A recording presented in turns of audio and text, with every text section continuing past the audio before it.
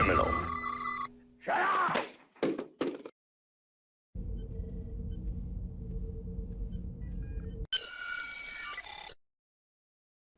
Hey everybody, what's going on? It's good to see everybody out there. I'm gonna go check out my other device over my favorite place to have to look over my shoulder for. Good old X, where we do have a lot of people and we've had a lot of success. Welcome, X. My thing here is I'm committed enough to get my X responses that what I do is I have a second device and I have to keep looking over my shoulder like a baseball pitcher. But this way, I will never miss any of your X comments. God willing, I can only do my best. But hello, X. Hello over on the green machine. And hello to you all on YouTube, where they don't censor people in the least. But hey, so it's nice to see people here. We have a nice group of people spread across the various places. And of course, the first thing we found out is, of course, the green band it doesn't seem to be working. Could I be live? Let's take a look now. Let's see. No, that was 23 hours ago. Welcome everybody. I'm taking a look at this poll. We only got 3 votes here right now, but it is showing us something of a trend, and it's that people sort of don't care anymore, which explains a lot. But anyway, looking over my shoulder here, it looks like a lot of people over there on X. Hello, X. 17 of you already. Thank you so much. Say hello.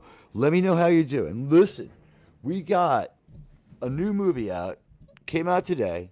It's the MCU picture for... It's for this year. As far as I'm concerned, I do not think we're going to get Thunderbolts this year. And, I saw the trailers before the movie. They didn't tell a story of anything fun, but I would say this. It's possible that the Thunderbolts trailer was the best trailer of the day. Like, it might have been a little better than the movie. I mean, I have like 40 plot points I mapped out here, so I missed a little bit here and there, but not so much that I didn't see a lot of wonky CGI. And so these are the pre-movie trailers, just while people show up. And guys, anybody out there who would repost this, hit the like and follow buttons, take part in my poll, or make a comment after the stream, especially were you to wait for the stream to end and then, maybe, I don't know, dance, get yourself something to eat, you have a little bit of fun, and then hit refresh and leave a comment, because, you got to kind of put some space between that and like what you really are intending. Otherwise, if you can outthink the slowest AI, you're set here. But, I don't know what to tell you. So at any rate, pre-movie trailers, John Wick. Ballerina, they play a low-effort version of Tiny Dancer. I can't tell much. So much talk, it wasn't that great. That was the one pre-movie trailer that I thought was the best. That stuck with me. I wrote them all down. Hang on a second.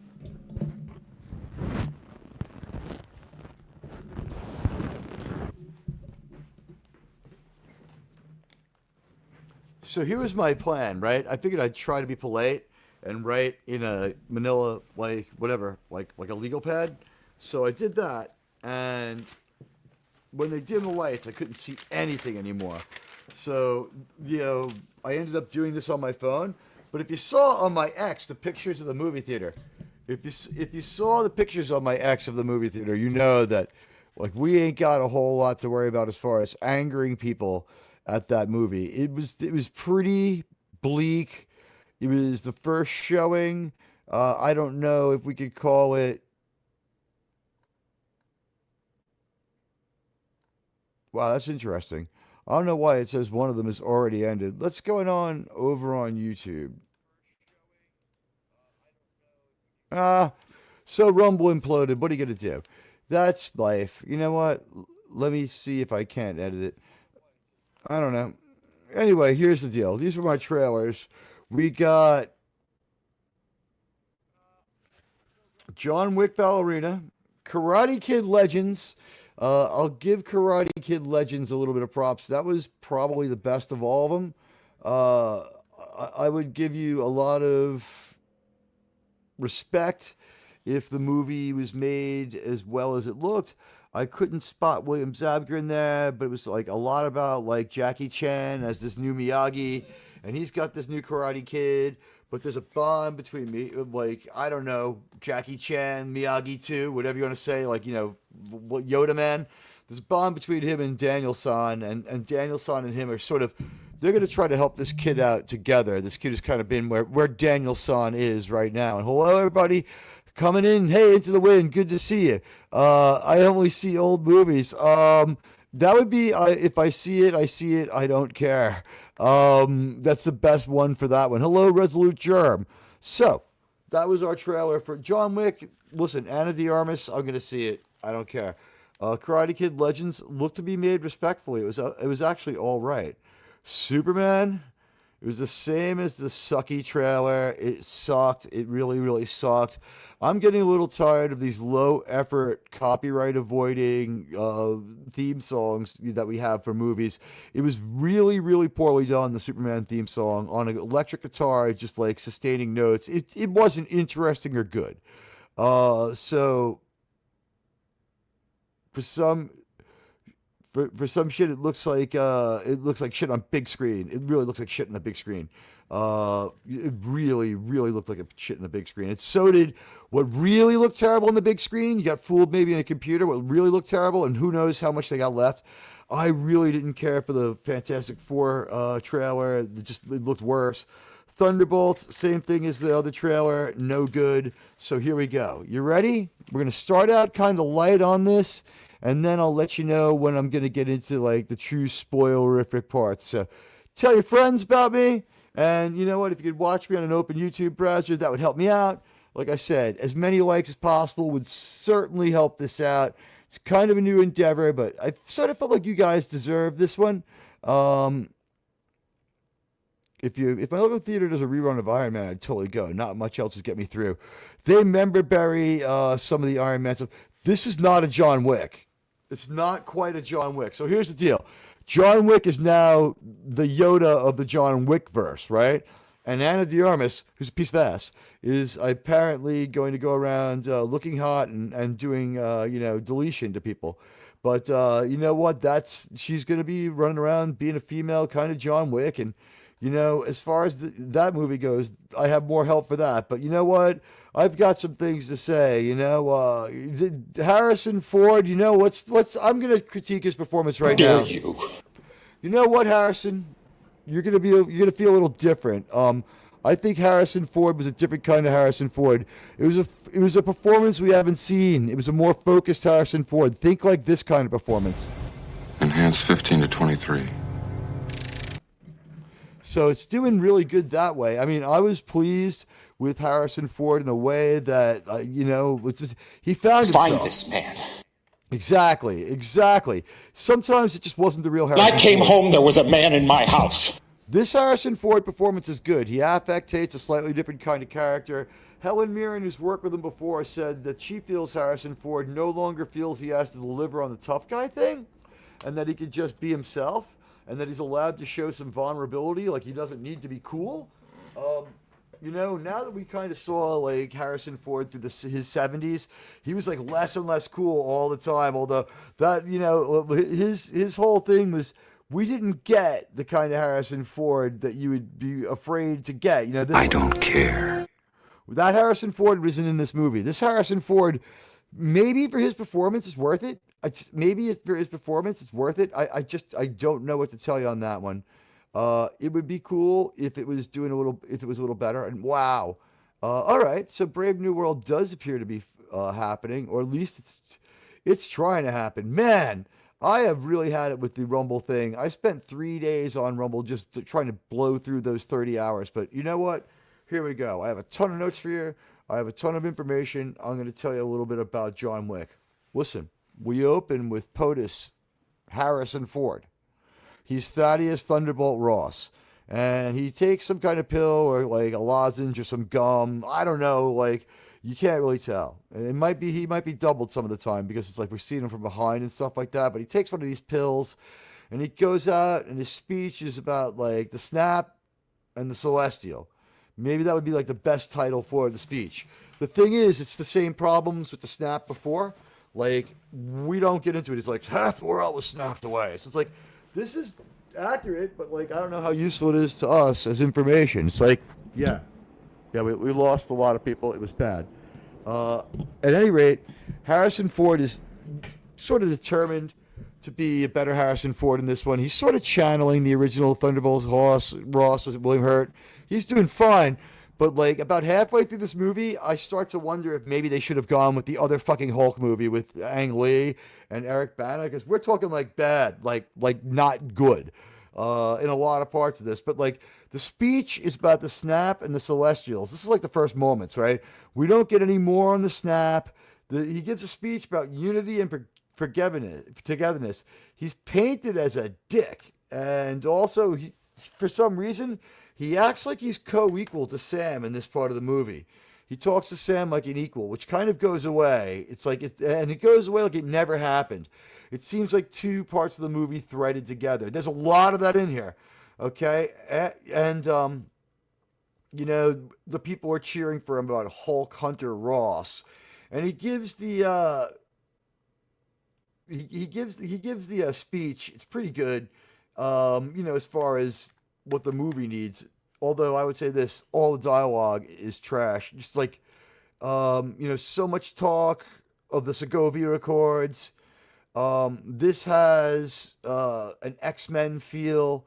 It's like, and one of the X-Men that doesn't work. One of the X-Men that did not work. This is kind of like, I don't know how to explain it. He's, you know, those X-Men where, hey, John the Beagle Dad, the X-Men movies that do not work. And guys, I need as many likes as I can get and as many tweets off of the Twitter banner as I can get. Wake this algorithm up. And definitely later, some comments are going to help. Let's see if we can't get this going. All right. We're waiting for enough people to come in. I'm going to make an upload later and cover all my bases on this one, but here we go. I've just said a couple of things about the movie. Let me know. Let you in a little more. I mean, I did a couple of drafts on this. I have a lot of bullet points to go back to if you guys want to ask me some questions. And so here we go. So here's how the story unfolds in the way I'd usually drop it, okay? 14 minutes? Cool, I can curse. If I curse by mistake, it'll be fine. All right, so here's how the story unfolds in the way I'd usually drop it. First, the directing and the editing were really bad and choppy. Who directed this thing? Who knows? Probably a committee by the end, but the name of the director is Julius Ona. Julius Ona's IMDb tells you all you need to know. He has a movie that's name is it starts with N and it's not smaller, but it rhymes with bigger. Okay, so that's his first movie in 2004. And we'll put it this way: 20 years ago, different world. Meditations, a love story. She Waits in The Restless Horizon. Linus, Babette, Smozlinski, The Boundary, Neparts Watzes, Goodbye Chicken, Farewell Goat, Big Man, The Girls in Trouble, Embassy, Broken Arrows. This is now like 11 years into his career. Cloverfield Paradox in 18. Loose, 2019, 6.6 stars. I don't know if it's any good though. That's, you know, who knows this. And now Captain America, which is for some reason at about 5.5 stars. If it went down to 4, I wouldn't be philosophically upset. But first, the directing and editing, like I said, it sucked. And it seems like it was edited by a trailer house. And that might be all the reshoots. You can feel that this movie is a Franken movie. It's stitched together.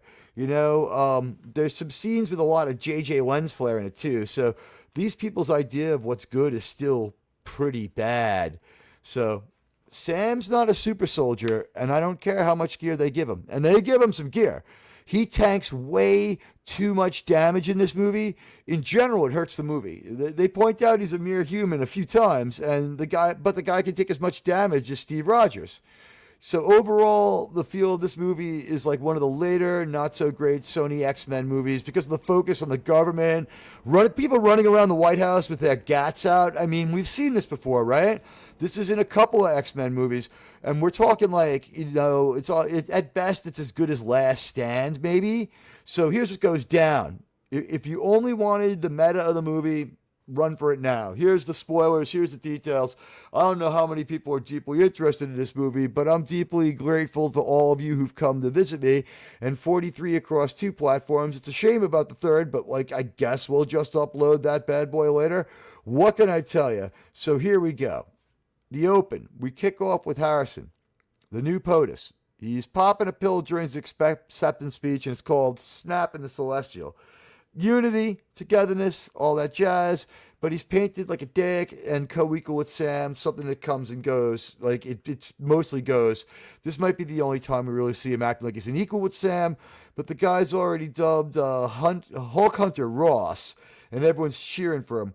Fast forward, after some boss battles, he's chilling at his wife's grave with some black female sensei, and he's talking to his companion here, Layla. And oh, hey, I got a buddy here for me, Dave C. Welcome.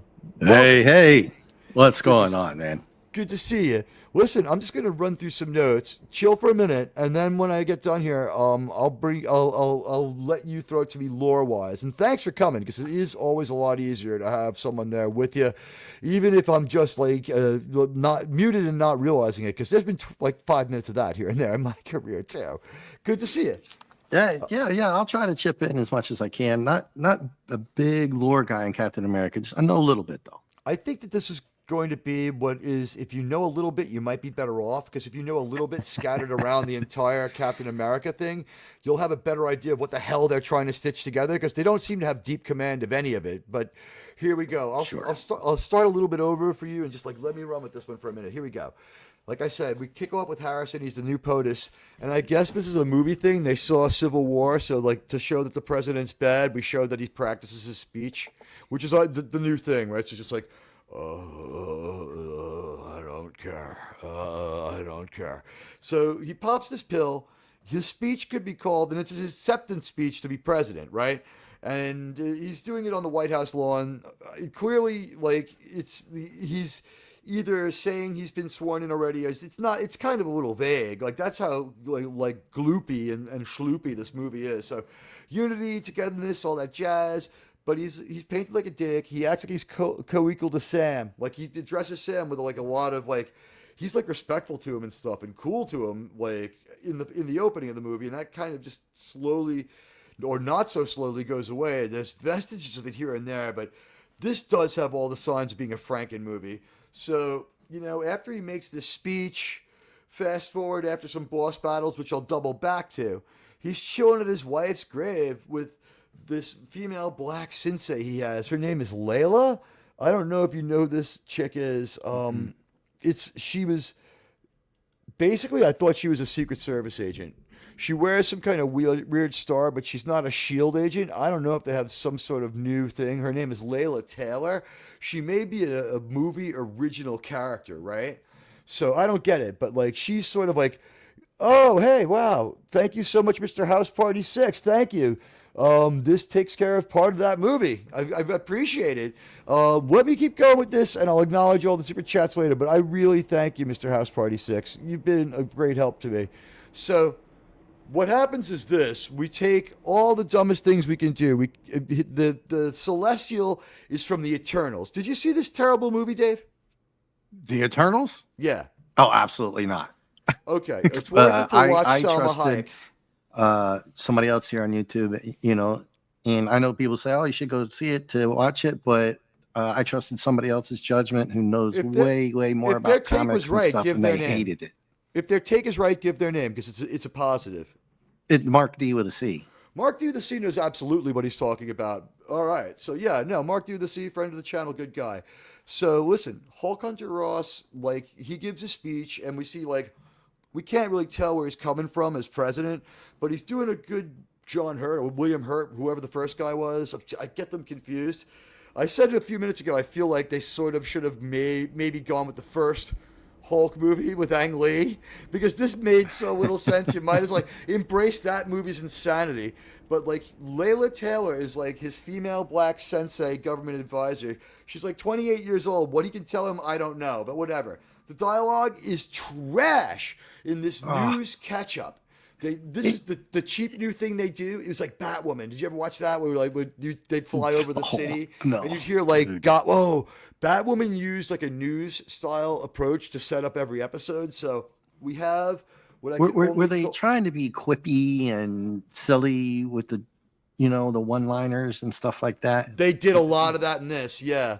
Right from the beginning, or was it just kind of the way they started off? This was a Marvel movie, and it was front-loaded heavily Marvel. Heavily, like they were banking on that. I would say this, they might have felt like they had some momentum coming off of Deadpool and Wolverine, but I think that movie didn't maybe age as well as they thought it would. Like, as we look back on it, we're like, it was nice to get a movie that admitted some stuff was wrong, but now that we know that Nice Pool was him sniping at his wife's like legal rival, who like he's mad that he smelled her hair or whatever, that whole thing. But yeah, so the guy's already dubbed Hulk Hunter Ross. We get this news catch up about Hulk Hunter Ross, and it's just trash. And there's no theme to the movie. Like, we just like a bump and like some weird ominous music, and a 20-week time jump begins to keep things moving. What? Yeah, the time jumped from the president's like first few days in office. Trailer before I came on, but you know what? You can easily watch the trailer while I'm talking. Just like turn off the sound because all the no, I mean, I'm serious. Open up another browser and just like watch it because you'll be like, huh? Because I'm good. At any rate, yeah, I'll listen you know to what? you. After I'm done with this review, a lot of people may feel like they're good. So there's no theme music to this one. Like, like you might have a moment with like really blaring, like, like brass, and like you see like the logo revealed in like an awesome way. Nope, this kind of, there it is. So the last thing on the news report is like they're talking about like Hulk Hunter Ross is now president and he's a military figure and whatever. And we get CGI Liv Tyler. What? Yeah. She's on the news broadcast, but she's not complete CGI. What they've done is, because we're watching her on TV and we're sort of seeing the TV mixed in with other stuff, they do some weird montaging in this too. Oh, okay. And they needed this to catch you up, right? Yeah, we needed to know which Hulk movie they're counting on, even though we kind of know, but like they assume that everyone's as dumb as them. Honestly, that's how the writer's like. The writer is black, but I feel like he's never met a black person who grew up in America. He's like, he might have graduated from high school here, but like I think he had something of an outsider experience, and he has like some anger at America, but it's been like nerfed a bit. But so anyway, Ross can't do anything without this female sensei helper character. We get this news update that catches us up. It tells us what's going on. Ross is, controversial. Maybe the things that happened in New York City weren't too cool. But you know what? We don't know. And so it all remains to be seen from President Ross. And then they mentioned that his daughter hasn't talked to him since the incident. So is that movie like 17 years ago, or is that me? Wasn't you talking about Civil War? No, 17? They say, I know that he's. I haven't gone to see it in the Civil War. No, we're talking about Ed Norton's Hulk. Oh, Ed Norton's Hulk. Well, I was still trying to remember Civil War, which was 2016, and I would say the Hulk one's got to be at least that old, right? It has to be. I mean, I can look it up for you real quick. Sorry, man.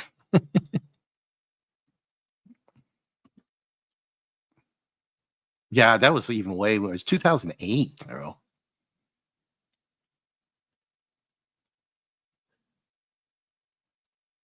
Hello?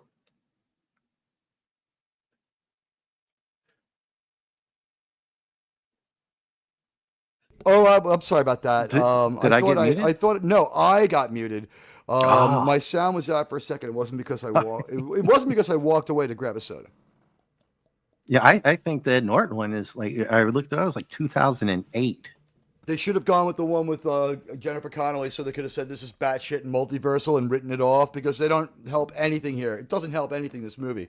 Anyway, back to the sequence of events. Guys, Liv Tyler, we see her face. They've done something to it. It's kind of CGI'd. It's not heavily CGI'd, but we just don't get a good look at her. We just don't get a good look at her face. It's not so great. And she's like, yeah, Dad's kind of a jerk and all, but, I guess. maybe I'll talk to him one day if I have a baby or something. I don't know. It's just like it doesn't make any sense. It's just like kind of in there, and it just doesn't. Like after he made this unity and togetherness speech, you'd think she'd give him another chance. The guy's the president of the United States, and it's just like. What? Why is what? Why is she not just like at least middle of the road about him? She's kind of down on him, but going back just a little bit, what was your first impressions with Ford and Ross? How did he come off? I was shocked at how well he did. Okay. Here's the thing. This movie has very little to say for it, but I will say this. At some point, they had been in character for so long and so much had gotten swapped out that even though the tone is massively inconsistent and some of the events don't seem to line up at all times, everyone's performing really well. It doesn't get to scenery chewing, but it seems to me like what probably happened was someone like Harrison was like told this director who doesn't have a lot of experience and who's been on ice since 2018. He's done nothing since 2018. Now, has this movie been that long of a nightmare? I don't think it's been 6 years. But he's done nothing since 2018. So he was on the in need of help pile. Like I said, he's black, but he's not African American, so I don't know. Like, he's just as qualified to write about African Americans as me under those rules, right? You have to be one to write one. Yeah. According to Disney. So that's according to them, but that's not according to me. When I said yes, that was just I already knew what you were getting ready to say there. Well, and I'm not much, like I said, there's people in the chat already bringing up some good stuff about old Captain America. Know a lot more than I do, but I know some of it, and I'm just kind of interested in a lot of the small things, right? Because I haven't seen. Ed Norton might have been as far back as 05 or 04. That Ed Norton movie was like the same time as Munich. 20, I looked it up. Yeah, unless I'm sorry, I meant the Eric Bana one. I forget. Anyway, Eric Bana. I forgot. I apologize. I can't get my dates wrong. That's early. That one's early. And the thing was, that movie was batshit crazy. So everyone likes Jennifer Connelly. She still works for the company. Her husband's Vision. Just get her down there. But at any rate, as the movie proceeds, we get so many wonderful little things. Let me keep going here. The dialogue in the news catch-up is trash. No theme. 20-week time jump to keep things moving. And then the movie, it has events. Sam's flying around. We get kind of a decent early, like the upfront, that is the most decent you get. And that might have had a few problems. But there's kind of an action scene up front. And he's out there with wings and a shield. Wakanda's saving the day with all the vibranium and tech, and he's working with a SEAL team. He's up against some baddies, and he's united. We see him united with Red Wing, his little like companion, whatever you want to call it. He has like a drone. It's got all the tech and stuff. Yeah. Right, but you know how like in previous movies he kind of talked to Redbird and stuff like that, or Red Wing, and he kind of like treated like R2-D2 to a degree. In this movie, none of that. It's just like, he's like, when he talks to it, he's like, stabilize that plane, stuff like that. So in fight one, he beats out an entire SEAL team in the sense that they don't get there in time to help him out. He wipes out a whole bunch of baddies. In fight two, he's up against some more baddies, and he uses Red Wing, and he saves some priests and stuff. It's kind of cool. I don't know. It's that fight was... Like up front, the fights are a little better. They rapidly fall apart, or your eyes get used to seeing the mistakes. You start to see stuff that's weird. In most fights, people eschew using ranged weapons on non-super soldier Sam, who's not like a Norse god or anything. So like one bullet from a gun in the face and he's done. But no, they don't want to do that. They don't want to do that. No one wants to just pull out a gun and take care of him. He does use the shield the way he used it in the show. Like, he's way too good with it. He's pinning it. It's like the shield has its own rule of physics. It just, like, goes, like, bounces off things like pinball style and just, like, right back in his hand. Doesn't have much trouble with it. Would have been nice to see him have a little, like, still kind of working with it, or at least not being as proficient. The wow factor, like, outstripped, like, any kind of reality. I guess they're like, it's a superhero movie, embrace it. And that time may have passed. I don't know if you can shake up people's sensibilities deeply anymore, but yeah, I mean, at least you made an honest effort to go into this with an open mind and everything like that. I did try to be open-minded, yeah. Yeah, I could tell that you were trying, but I mean, I saw what I saw. I saw right? Captain Falcon and the Winter Snowman, or whatever it's called. The first time I watched it, I thought it was great. Yeah. I thought it was great because I accidentally watched a movie called Falcon and the Snowman with Timothy Hutton and Sean Penn, and that was great. But then I was like, oh shit, like this can't be the right movie. When I watched theirs, I'm going to tell you guys right now, spoiler alert, the best part about the show isn't in the movie. Zemo's not in it. Oh, I've got one of my old comics here. Is Zemo in this? Zemo? I've got, Prisoner of Zemo. I've got 4 of the old comics that I still kept as a kid, the original. They probably did Captain a terrible America job with him, honestly. If you want to show them on camera in a bit, go ahead. But they probably did a bad job recharacterizing him in Winter Soldier, with Falcon and the Winter Soldier. But there we go. We got the receipts here. I have my comics advisor. 4 of them that lasted over the years. All right. Yeah, right. We need more. We need Mark to show off all his stuff. Yeah. You know how many like baseball cards I destroyed in the spokes of my bicycle as a kid? Don't even get me started. Yeah, don't get started. I'll start crying. Stuff I've lost over the years, man. This is the best way to describe the opening act of the movie. There's a couple of boss fights. There's 2 fights and a boss battle. Fight 1, Sam's out there with wings and a shield. Wakanda's saving the day with all the tech. Fight 2, he's up against some baddies and saves some clergy. And then there's a boss battle that's same old on like a street. But this is all about Gus from Breaking Bad, Moff Gideon, Giancarlo Esposito. Yes, I was going to say Giancarlo Stanton from the Yankees. I keep getting stuck on that. Like, I know his last name doesn't fit, and I'm like, Stanton would actually fit. Like, yeah, he's got like a big role in this. He plays Sidewinder. There's this thing called the Serpent. That's like the bad guy organization that's going after them, right? So the Serpent organization, and everybody's got names like Sidewinder and Copperhead.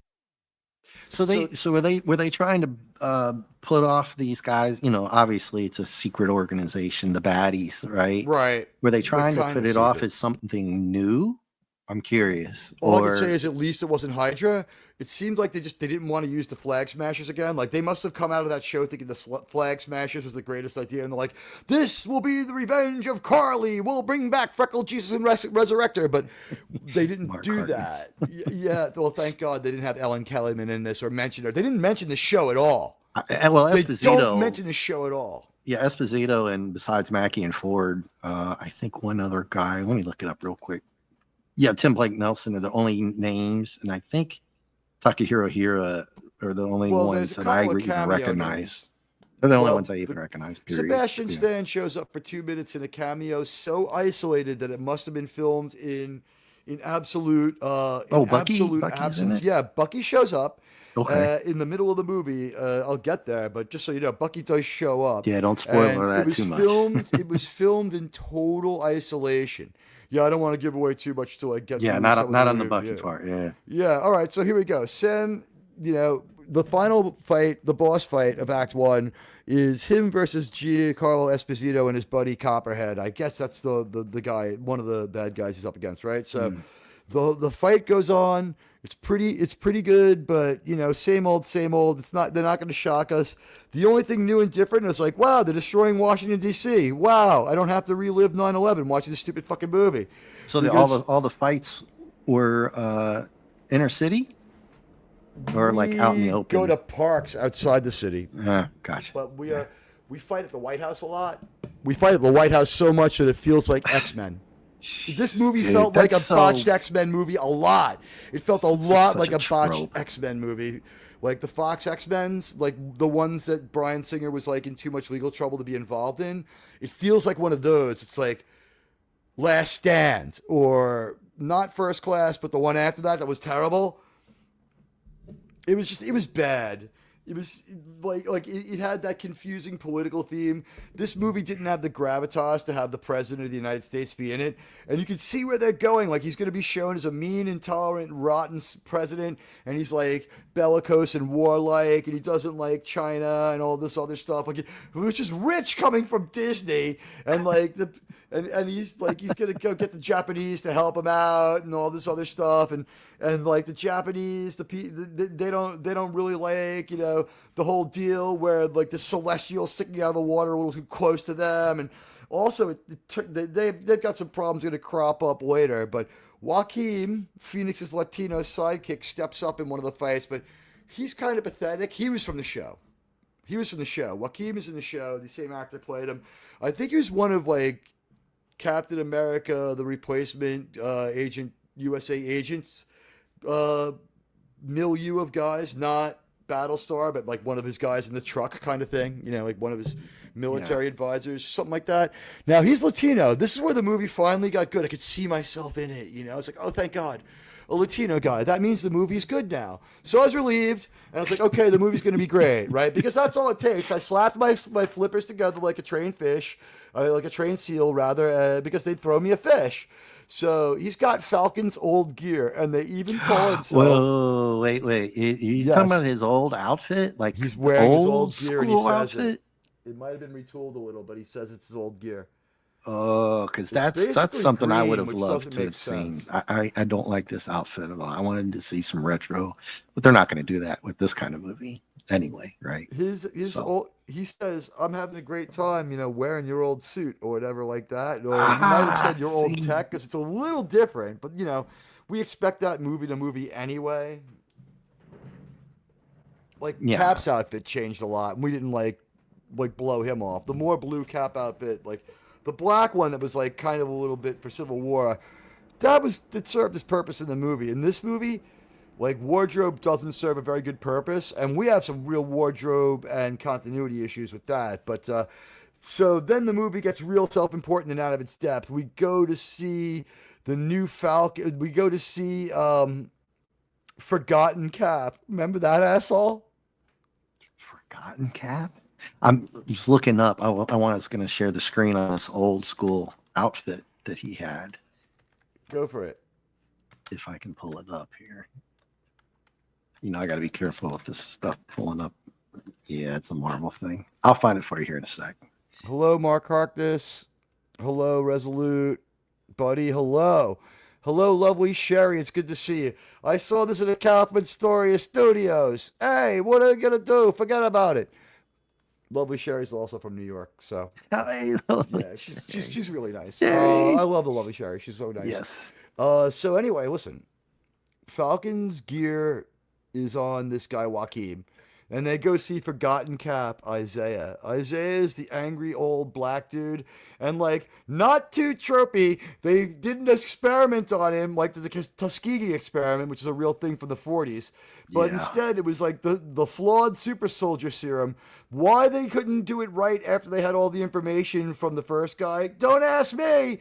But they botch it, and they give it to a bunch of people, and most of them just explode or whatever.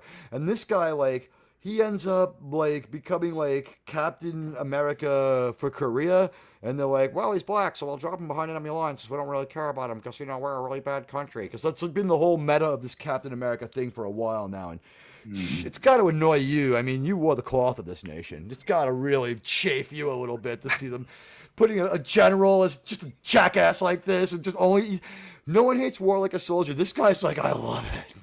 Oh, well, there's always got to have that. Even remember in the comics that you came in on. Remember that trope of there was always the one dude who's just war, nuke 'em all. It's always got to have that, right? Right. Nobody with any common Jimmy sense. Carter, and he was just like, I want to have war. It's like, wait, Jimmy Carter. Got to have that guy, right? Was this written by somebody from Egypt who'd never heard of Jimmy Carter? But so listen, this is where the movie tries to act normal. So it tries to act normal, but it can't really pull it off because it doesn't know what normal is, but it's less terrible. What's going on is they visit Forgotten Cap Isaiah, and he's every black trope. It's fucked up how wrong it is to trope him up that much. He's angry, wow. He's served lengthy jail sentence. Wow. He's dependent on a fixed income from the government. I mean, he's a super soldier. I mean, we see him super soldiering later. Why is he sitting around the house doing shit? Get a job. I mean, I understand that they fucked you over, but you don't have to live like that. Anyway, they're playing pool and spouting pop psychology to this guy who's got 30 years in the hole for no reason. Mike Damage, the nicest of people, right? I mean, the Menendez brothers, if they didn't do it when they get out, they're going to be messed up anyway, but you know what I'm saying. Yeah. So this is what they do. Out of nowhere, we find out that they're going to go to the White House. So I guess he lives in D.C. now because I thought he lived in Detroit. I thought he lived in Detroit. They swapped out one black city for another. So the whole DC is like the plot line of everything emanates out of there. They don't go traveling far. Like even when they went like 20 weeks ahead, and that's the whole thing. It's centered in DC. They jump ahead from New York, and when they go to gear up, I guess they're in New York. But you got to understand, we now have this thing like New York is a 5-hour flight from DC, right? Yeah, and for Captain Falcon, we're talking like 40 minutes, right? 90 minutes maybe, right? Yeah. So Captain Falcon, you just jump up there on the roof, and Joaquin's got similar speed. So Captain Falcon and New Falcon, they can get to DC probably in 90 minutes. But what happens is in a Batman turn, they need more gear and more tech. Now, I promise you guys that this movie could have been worse, and here's a point where it could have been worse, and it wasn't. Ready? They go to Stark Tower, but they play it like Deadpool going to the X-Men's mansion. We don't see Pepper Potts. Points right there. No Gwyneth Paltrow. All right. So, at any rate, Sam's like, he's a jerk, but he's our president. Which seems to be the cope line for like people who are starting to regain their reason after this national popularity contest. Which, by the way, we are like now 15 weeks after the election, and people are still. Can we all be not like this movie and try to find common ground? This stupid movie that only plays lip service to being normal. So it's like he says the most normal thing that a black activist writer can put in a black actor's mouth. And the meta of it is he's like, he's a jerk, but he's the president. So it's honestly good enough because the whole movie, how can I explain this? Guys, this is the most important part of the review. This movie never is 70% bad, but it's never 70% good. This movie is 51% or more bad more than 51% of the time.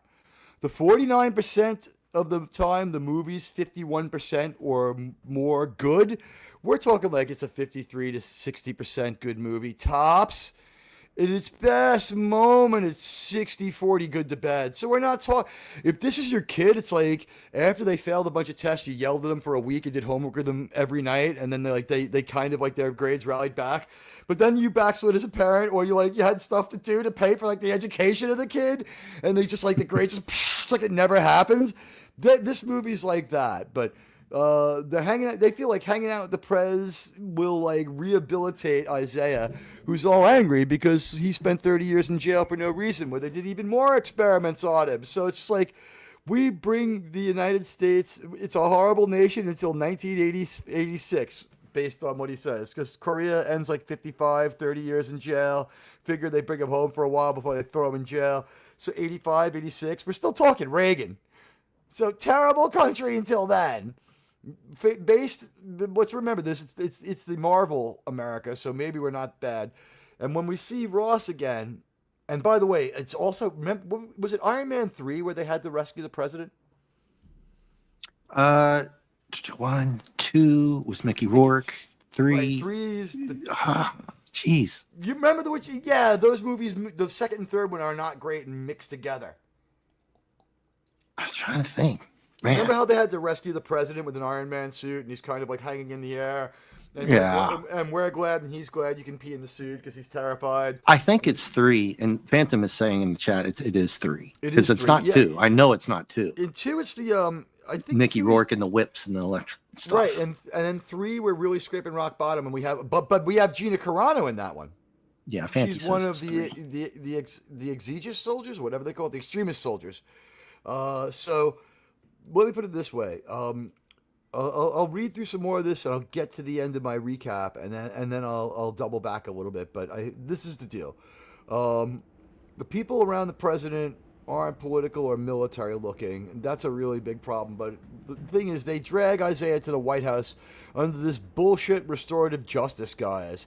They say hanging out with the president feels like a mix of X-Men and Iron Man 3 to me, but like with worse dialogue. So they move from gum to pills or lollipops, right? And that doesn't seem to pay off. He's like, Harrison's just like, he's got a lollipop, and you're like, So I guess those were nicotine replacement pills because he's talking about how he wished he had a cigar.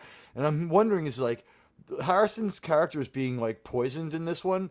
So my thought is he being curmudgeonly?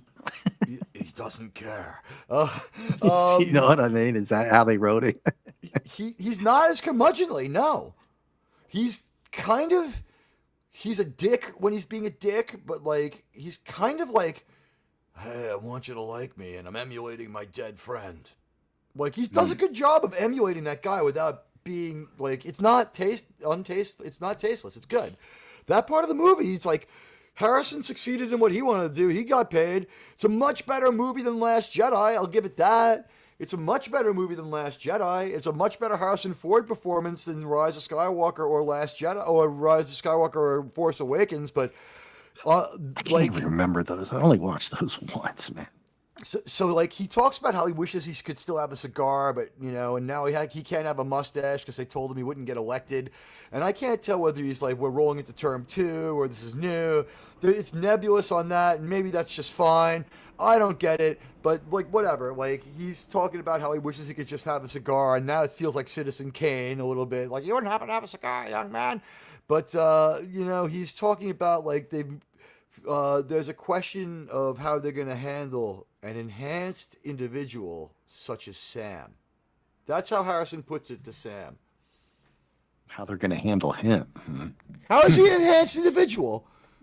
Did he get fused into the fucking Falcon armor? Is he a cyborg now? He never took serum, right? He's not Tony Stark. He complains about it a bunch of times, too. He's like, non-serum soldiers can't jump. He didn't. God, I don't want to spoil her, but no, I know he didn't. He didn't. No, and this movie is not about him taking it either. I'll tell you that right now. He stays that much of the Falcon. I think most people know that he hasn't. So no, there's no spoiler there. So. They did forget the show, but like the traits in the show of him being a SJW and being kind of like an idiot, they nerfed SJW, but like idiot comes out stronger. The whole problem back in the day with that is him throwing the shield with power, right? That he could. Of course it's made of vibranium and all that, but Rogers could throw it because he was freaking strong and he could cut down a tree with it, right? Right. A normal guy couldn't maybe with the vibranium you maybe could hold it, you could stick throw into it the tree because halfway it's a miracle through. Metal. Yeah. Right. On its own vibranium, even you and I could do it like halfway through, like only because it's a maple tree. We're talking it bounces off of a giant sequoia if it's you. Yeah, so that's always been a kind of a stick thing with this character, right? Did you? How long before they even get into showing him kicking ass after that like you said, the first boss fight, and it already? I mean, what's the time? The boss fight comes after some of the events are going to tell you, because the boss fight follows what's going to happen at the White House. Get this. Because the story's such a mess and all over the place, I figured what I'd do is I'd cap the boss fights and then I'd go back to the story. Yeah. Here's the deal. Sorry if I'm derailing you on your timeline. Just give me about 1 minute here, and I'll let you know when I've reached my next milestone here.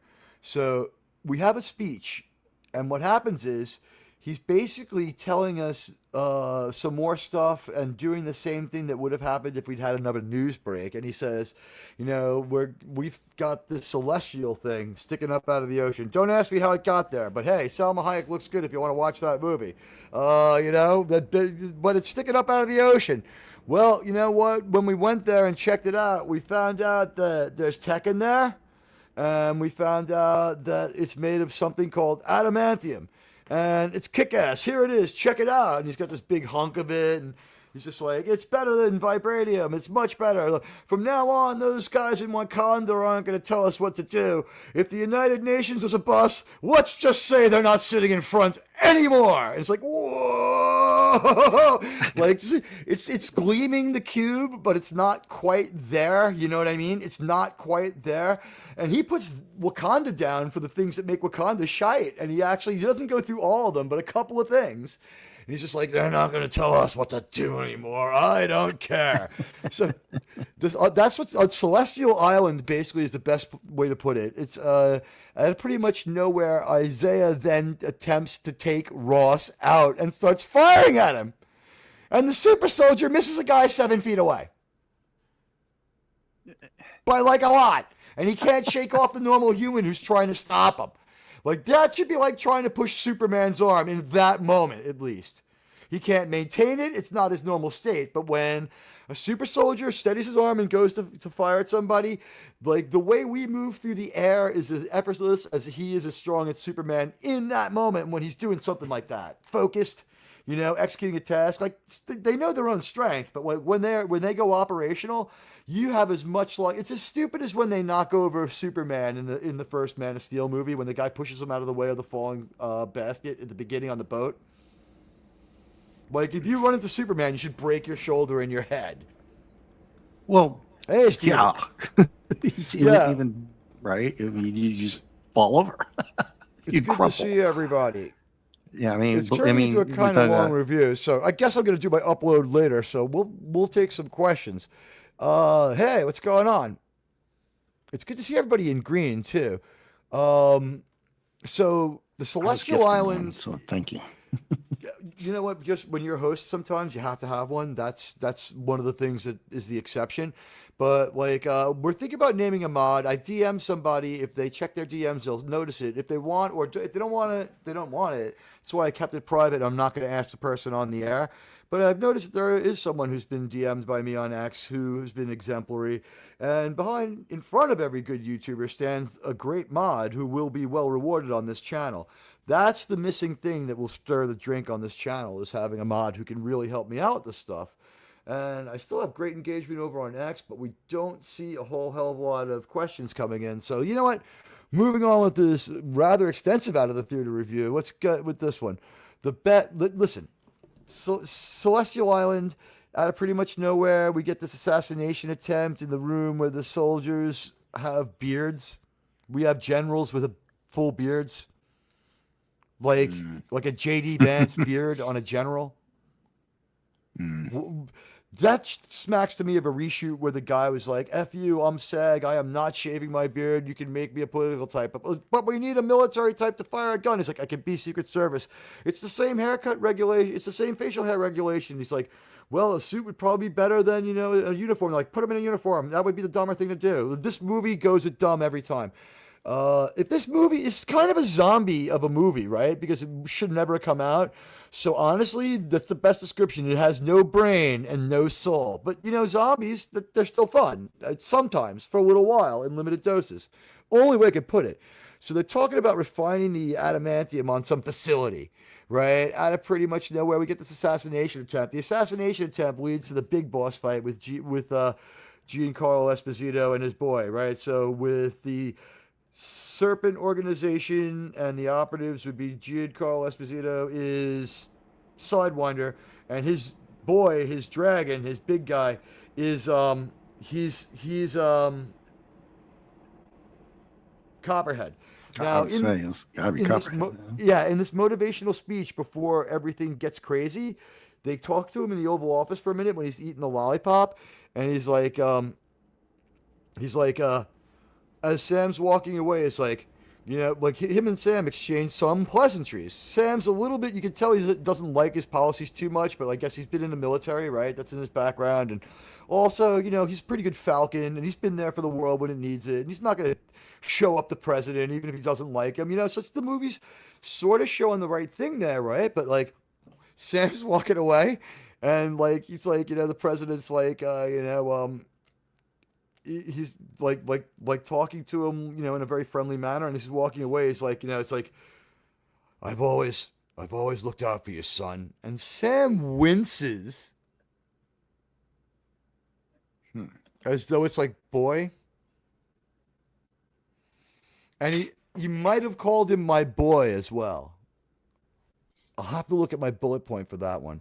He winces, though. He says something that makes Sam wince. Yeah, and I have so many bullet points. Let's see, the Celestial Island. Yeah, he calls him an advanced individual. That's when the boy comment happens, with the son comment. It's one or the other, maybe both. But like, he's talking to him like paternalistically in a way, like, and rather warmly, because Harrison's doing a good job in this. So it's a little bit weird, and like the tonal thing. It's like you don't know. It's like, was he playing the charming backstabber? Is that what he's gonna do, or is that part of a broken plot line? Like, there's too much going on here for you to understand what's happening. Even though this movie is simple, it's not very cohesive. You're only able to follow it because it's extremely simple. So dumb whistler tries to kill the president. He jumps through the freaking window. Like, he pulls like a January 6th in reverse. He goes right out through the window, whoosh, running around like a freaking madman. He jumps off the top of the Capitol steps, lands. Oh yeah, Negro's monetization, right? He lands on the ground. He keeps running around. He's like a chicken with his head cut off. He's being chased by Sam. People are closing in on him. Again, no one wants to shoot this guy who just tried to kill the president. They're going to try to get him through non-lethal means or whatever. Then the boss fight kind of kicks off as a side piece to this. And when all's said and done, we do get our hands on Isaiah, Forgotten Cap. And they call him that too. Like, Joaquin's like, oh my God, it's Forgotten Cap. I read about you in the history books. And I'm like, that line doesn't make sense. He's like, Forgotten Cap, everyone knows who you are. The Forgotten Cap? It's like, you're the Invisible Man. Seen you in all the best places. It's yeah. Like, what? But they make a point of to say it like that he knows about him, or that he's in now. He's a forgotten. Well, cat, I think right? the idea because of he the was show in is the comics, right? So no, not Steve Rogers or Sam. We're talking about like Isaiah. Isaiah. Okay. They called him Forgotten Cap. Right. Okay. So that was So it seems like maybe they meant that's to what make the a clip out of newspapers it. have called him. Yeah. And I think now he's in that Captain America museum, right? Like, that part's still the same. So maybe that's what the exhibit's called. Who knows? But, I would think that, if you'd spent that kind of time in jail, maybe they'd give you a little more money than the way it looks like he's getting by. And so whatever, we make a lot of, whenever we have like a bunch of black characters together, we border on urbanics, for lack of a better term. Everyone, I hope you guys know what I mean by that one. Urbanics, so just, hey, Phantom Outsider. They use these urbanics. I don't want to use the real word, but you know what I mean. It's like e-commerce, right? Like the letter. But like they use them like very urban, like they get a little bit urban and stuff, and like maybe even like to the point of being like a little bit like affectating like a little bit stereotypical stuff. Well, they did it in Transformers, so they got a lot of flack for using the voices like that, right? That it was overdone. It was way overdone. Here's the thing: it's not overdone. It's weird. It doesn't last long enough for you to think about it too hard. But like, I'm in there to analyze the movie, right, and miss some of it too because I'm like taking notes like crazy. So like after the Cap Isaiah thing, we get a downfall sequence from Ross where he kicks everyone out of his map room except Sam, and he goes crazy. It's exactly like Downfall. He's like, everyone get out of the map room, and he's just like, ah! And he just goes on this screaming fit on Sam, and it's just like, it's like the reverse of Clear and Present Danger, where he's yelling at the president, like, how dare you, sir? You know what I mean? It's like, so it's just like, it's all confusing. It's like getting wrapped up in other Harrison roles. And this is like, it's the Situation Room, but what is the president of the United States like bunker? It's the Situation Room. You know what I mean? It's like, so like, instead of pushing little like divisions around the map with like with flags on them, he's got this like Situation Room table, and he goes full Downfall. And, of course, like, he has some dialogue with Layla Taylor. It's just terrible. She's his black helper. She's like a 28-year-old black woman, and she just basically tells him what to do. When he's not being a dick. When he's being a dick, he comes up with that one on his own. Prison and the plot twist. Sam visits Isaiah in prison. He says he's blacked out. There was no signs of brainwashing, though. Nothing. He mentions his phone. New Falcon hacks the White House. He just hacks the White House. Like, that's something you could do. And he's watching the White House closed circuit TV, and he's got like total rewinds. No one's taking those tapes offline or bought them anywhere or taking the files away and isolated them. He's just watching them for fun. Is that like a tie-in for Ross saying they need to control him with those little hints and stuff because they knew he could do stuff like that? Kind of like the Batman always having kryptonite for Superman in case he goes rogue type stuff. It kind of seemed like it was going to be like he'd be visited at the White House, he'd get the medal the way Chewbacca gets it in Rise of Skywalker, and then maybe they'd be like, "We're gonna give you full Social Security now," and then like he'd leave the room and be like, "Cancel all Social Security." Like that's totally the kind of Chewbacca that's the kind of president. But I mean, this is the kind of president he would offer you full Social Security benefits, like knowing that there'd be no Social Security in about 2 weeks, and he'd never get even one check. He'd just be like, "I'm gonna go all the way for you," and it's just like. So the action scene, it's a gunfight with Sam and Sidewinder, right? Gus, whatever. Gus gets a mysterious call from Cooper, who's dead somehow now. NBA product placement on Joaquin. He likes the Miami Heat. Ruth stops a bad soldier, but he deletes himself. And Ruth is another like political soothsayer to the president. We find out, is a Black Widow, and she's like... What? Yeah, and she's she's Israeli. So here we go. Like we had to jump in there, right? So like now we have to pretend it's not true. yeah. Now, well, they now want to walk away from that trait that they've given her. So they say she's the Israeli Black Widow, which means like maybe she was up to no good there. So now they've cleaned off any responsibility for any real country. So now it's okay to like her. It's just like it's so weird. It's let me see if I can find the name of the character. There's 62 named characters in this movie. I remember her. I wrote down her name, but her name is real weird. It's like Ruth Bassarat, right? Ruth Bassarat. There you go. But the way they pronounce it real weird. It's like when people say biometrics. It's like, wait, is that correct? And it's just like you don't know what to make of it. So like the movie again, the stitching together, it's there. And the stakes are Celestial Island. We throw him back in jail. He mentions his phone was glitching out. We hack the White House computer from Stark Tower. Maybe that's why we're able to do it. And in this sequence, we talk about the Miami Heat a little bit. We talk about how growing up in Miami, superheroes seem so far away, and he couldn't relate to them. I grew up in North Miami. Yeah, please elaborate how far you are from New York City. Plane ride. How long of a plane ride though? We're talking like you can't even 4 finish hours. The movie. I can get from Northern 80. Alexandria, just DC, to Fort Lauderdale in just like 2.5 hours. Non-stop, it's just about 2 hours and 5 minutes. Yeah, I was gonna say maybe 3 from Miami. Door to door, it's 3 hours. Yeah, for me at least. But I don't live that far from an airport. But I live in New York, right? So the thing is, does New York seem like another world that you couldn't relate to when no one was like you and stuff?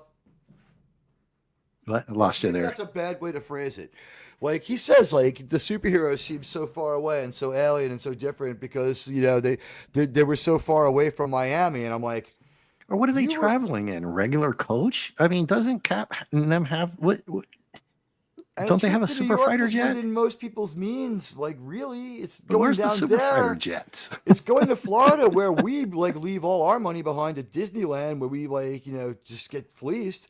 I mean, and I go to Florida on a regular basis. Not like yearly. I'm not a snowbird, but it's nice. I like Florida. I lived there for a whole year, but it's not a world away from New York. And then when I was in Florida, the people didn't feel like they were totally different from me. But like, thank God, at least he was Latino, so I was able to go with it. I'm like, he's Latino, so I like him. So he checked your box. Check my box, exactly. And you know what? He put the at round least you peg admit in the it, dude. hole. I'll give you credit for that, Teague. Right? I'm being sarcastic. I'm more of a Cameron Diaz, Charlie Sheen Latino. I'm saying what it is. I'm saying what it is. It didn't make me feel better. I snickered all the more. Right. I felt like I give you credit. I was like, that's what they think of me. But at least he didn't say like I'm a Latinx, and I'm like, because at that point I would have like kicked through the seat in front of me and left that theater, and no one would have known because you saw. By the way, the only other person in the movie theater also had their phone out taking notes, so it was another YouTuber. Yeah, I saw your post on that, and I was like, oh gosh, so there's like 10 people in there, and half of them are taking notes. And everybody had the best seat in the house. There was nobody in the other seats, and that was not like that was not a large theater, and it was still pretty empty. And they had so many theaters booked out. They have showings booked out all day. That theater showing made like $4,000, maybe $3,000 with the $3,000 to $4,000 with concessions. But I used my Regal points. All right, so they're off to Japan with some nonsense treaty, and then we're on Air Force One, and it's just bad optics. It's bad optics. No. We've got Harrison Ford, and he's in the president's little hangout room on Air Force One. Oh, we've never seen that before. It's so evocative of the other movie, but now it's like old Harrison is for some reason on a treadmill on a plane. You would never let the president do this, like, and he's like trying to stairmaster it or whatever the hell he's doing with his workout equipment, and it's just. Let me guess, he had a towel around his neck. He was wearing shorts, and I think he did have a towel around his neck to hide his turkey neck. But it's just weird. It's bad optics, and it's like, get off my plane, you know? So they're off to Japan for some treaty nonsense. When Cooper's phone rings, mysterious caller, Ross, then, like, it's Sneed. Or whatever. I'm not Sneed, but the freak is that guy's name? The guy who, and I think we see it in that other Hulk movie, he gets messed up with the gamma radiation, and instead of getting strong, he gets intelligent. He's basically like JJ's Khan. He's another baddie. We find out that, like, basically Ross experimented on him. His name is Sneed. Stearns. Sorry, Stearns. Yeah, you know what? I didn't correct it all the way down. I wrote it wrong. And by the way, the sound in this movie is also mixed by amateurs. It's not like Phantom Menace, which is just the loudest movie you've ever seen, but it is a lot like Attack of the Clones, where it's just like, it's doing all this like heavy lifting, but in this case, it's unnecessary. So now he has to get together with Ruth Bat-Sarap, who I had a highlighted note here for. And by the way, how did Isaiah get a gun into the fucking White House? Unless I missed it taking a note. Like, how did he get a gun into the White House to start shooting at the president? He's a fucking jailbird, and he's with fucking, like, angry Captain Falcon, and, you know, Joaquin, who's, like, linked to, like, defrocked ex-Captain America. We're, like, at this point, we're shredding Captain Americas, right? So Ruth Bat-Sarab, she's the Israeli Black Widow. She's also some kind of weird political figure. The actress who plays her has a scary pumpkin head, and she's, like, really freaking overly scrawny and tiny. That's, like, the part of the movie that really sucks. I was hoping they'd have, like, Sharon Carter or someone in the movie who was pretty. No, they're not going to do that for you in this movie. Like, they're very much against having an attractive woman at all in the movie to help get you through it. There's no attractive woman to just look at for a while to try to, like, space out, because you don't see his female side, the president's female sidekick all that much. She just shows up to help him. Okay, so there's no proof or overt evidence that Isaiah's mind controls, but Sam magically figures out that it must be true. It's magical thinking. I mean, let me backcheck. I mean, it would be complete security or have this guy checked out, as I however you want to say it, after everything that had happened to him, that they never thought that he was mind controlled.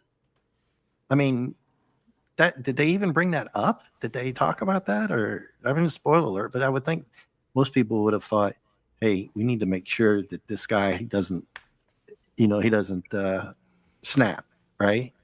Hold on a second. I didn't look at the chats for a moment, and I hope I didn't miss any super chats. Let me look at okay, yes, I caught Mr. House Party 6 and Radioactive says, so Admiral Teague, how bad is Captain Authoritarian? Captain Anti-America is a mixed bag that you could almost see. Like, when it comes on TV, you could kind of watch it. Yeah, Senator Stern, Gary Shandling in Iron Man 2. Maybe that's why I was confused. This movie is not well sound mixed. It's not well edited.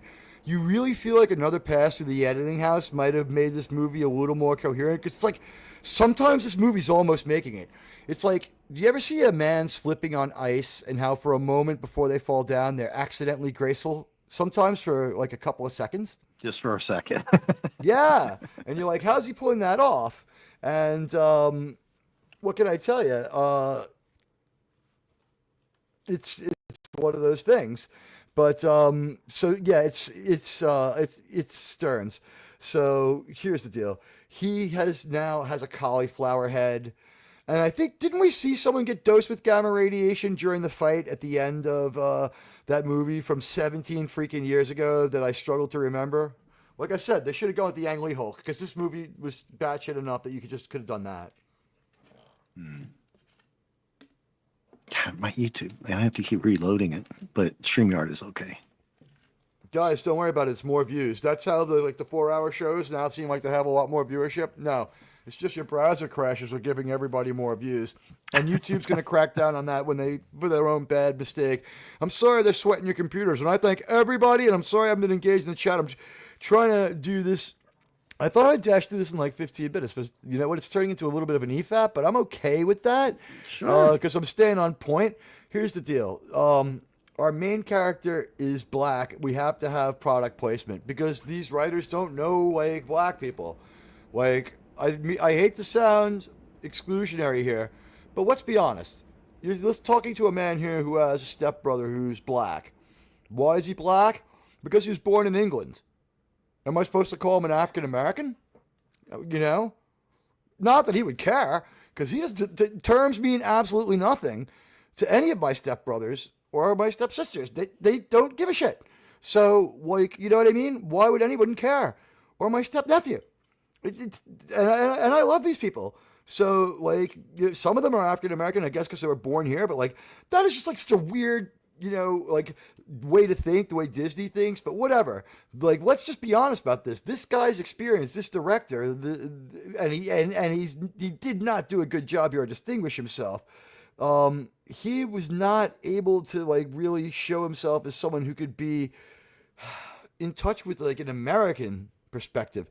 It was too alienated. Julius Ona just doesn't know what it's like to grow up in America. He got here too late in life, is my guess. I don't think he was only born in Nigeria. I think he might have spent a substantial amount of time there. But listen, there's a mind game in Betrayal where Sam magically deduces that the phones are the mind control devices by watching some of the surveillance footage, because he notices the phone flashes so bright that it flashes on his face. So they tie it into I guess they're trying to get you to stop playing video games and come see movies, because it's ooh, flashing lights, and I'm like, well, that's not going to help anybody because every J.J. Abrams movie is photosensitive. And so anyway, Stearns, who's been juiced with Banner's blood, it makes him smarter. And I think we saw him get messed up someone get messed up and hurt at the end of that Hulk movie. I don't remember. Chat may have it.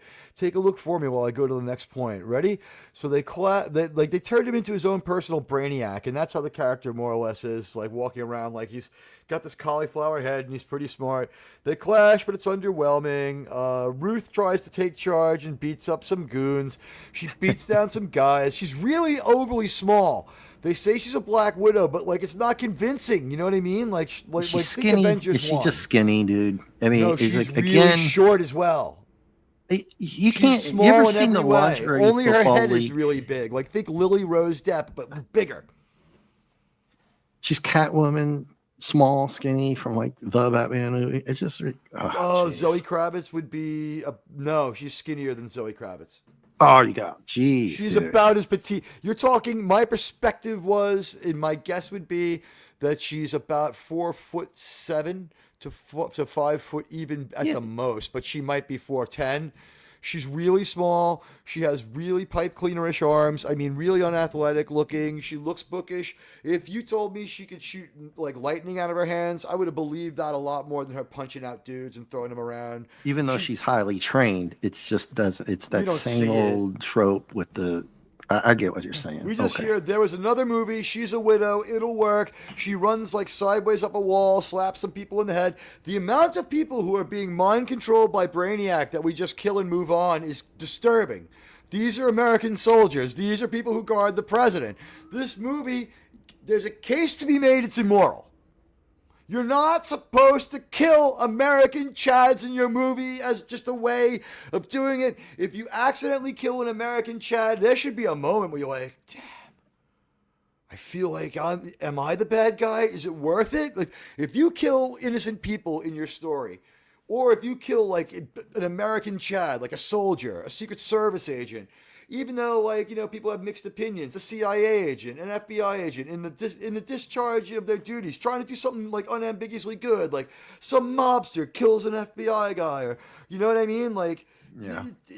There should be something like they do it with no weight. Well, no, I was just hoping that maybe she would be a little bit more physically imposing, because if she's trained, if she's an Israeli or believably athletic fighter, she's got the skills. But if you're saying that she's skinnier than the Batgirl character, Catwoman character, the body it's just type the same old kind that they couldn't find a character with a little bit more build. You know what I mean? The best way to describe her build is, think Greta Thunberg in the meme where she's like, "How dare you?" That's exactly how built she is. It's like kind of like underage, like well, that's Greta unfortunate. Thunberg's like 19 at that point. She doesn't look right. I'll show you some pictures in a minute on that one. No worries, man. You know what? If you go to Captain America: Brave New World's IMDb, where I am now, I'm already on it. I think I can. If you want, can you present the picture? Do you know how to use that feature on StreamYards? If you look down next to the gear, there's a present, and you click that, you can share a screen, and then I'll see it, and I can put it in. Trying to find a good one. Hey. Thanks, everybody. Well, you're getting the EFAP version of this one, but here we go. You find one better? The mind games and the betrayal. Let me see. I'm not in my StreamYard right now. No, I'll try to find it for you. If you find it, and, any pictures of her, yeah. Or you could just like click on her character profile, and she looks better in every other role. By the way, I think they uglied her up on purpose again. It was too bad. It was really too bad. They uglied her up on purpose. Like, she wasn't like, it's not like this girl wasn't like, didn't have potential, but like, she looks like she's having a seizure. Like, I'm concerned for the poor woman. Can't get a full body shot.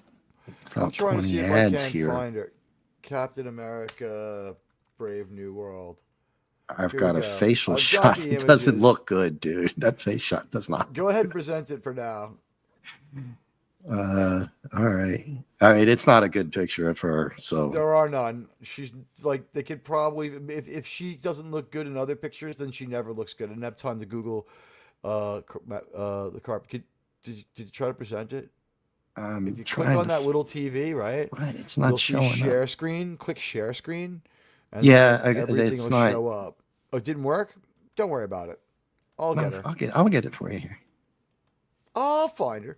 Anyway, she's a bad match for a very physical person who's going to beat you up. And like, let's face it, like, we should probably have, I mean, she's like 56 now, or 50 now. Like, there you go. Brooke Shields. Hey, way to go. Thank you. Whoa, we got to move her. Here we go. This is her. Can you X out that little banner? Are you able to get rid of that? Yeah, hold on. This is our Black Widow chick. And this is as good looking. It's an embedded. No, the one on the bottom. Oh, yeah. Gotcha. There we go. See, like, if you can look at her neck, she's very thin. If there's a slideshow and you want to go forward, go ahead. This is how she looks. Other characters. Go ahead. There we go. This is Sam when he's confronting the president. This is the Situation Room. This is the Hilter moment where they're all in one version they tell Cap. She tells Cap and Falcon she's a mutant, but they remove that. It would have made a lot more sense if she was a mutant. But she's a highly trained Black Widow. Israeli kick-ass. Supposed to be. Now that we say that, well, no, she's an Israeli widow, which means she got the widow training in that flying headquarters. She's Uber trained. She's beyond Mossad trained, but she's like, she could go Psycho Ranger at any time if someone shows up with the right tech. Kind of flipping through these, my bad. I don't see any more. It's better than what we had. Do it. Feel free. Just make sure that if anything starts to play. No, I mean, we can have video. Commercials are commercials. That's the Falcons sidekick Joaquin. And I like Joaquin because he's Latino. I know that I should like Joaquin because she's Latino. The moral ambiguity is worse than the Punisher because, the Punisher, if he killed law enforcement, would be like all messed up about it. He would probably collateral damage law enforcement because Punisher, not exactly a targeted attack every time. But you know what? This was not as good as that Thomas Jane Punisher movie at all. By the way, Sam that's a decent change outfits all the time to the white to this one. When Sam wears this outfit, it's really weird. This is his He's got primary Iron outfit. Man boots. Early in the movie, we might see him in his Falcon gear. At this point, I didn't take like the trip. Like he does have a few costume changes. He has a more Falcon-like outfit, and then like progressively through the movie, like he's using the Captain America gear more and more, and he's like finally like what see. Yeah, Ross changes kind of right up. Ross kind of like pressures him. He's like, people need Captain America. You know, you and I, we've always been able to do these things together, son.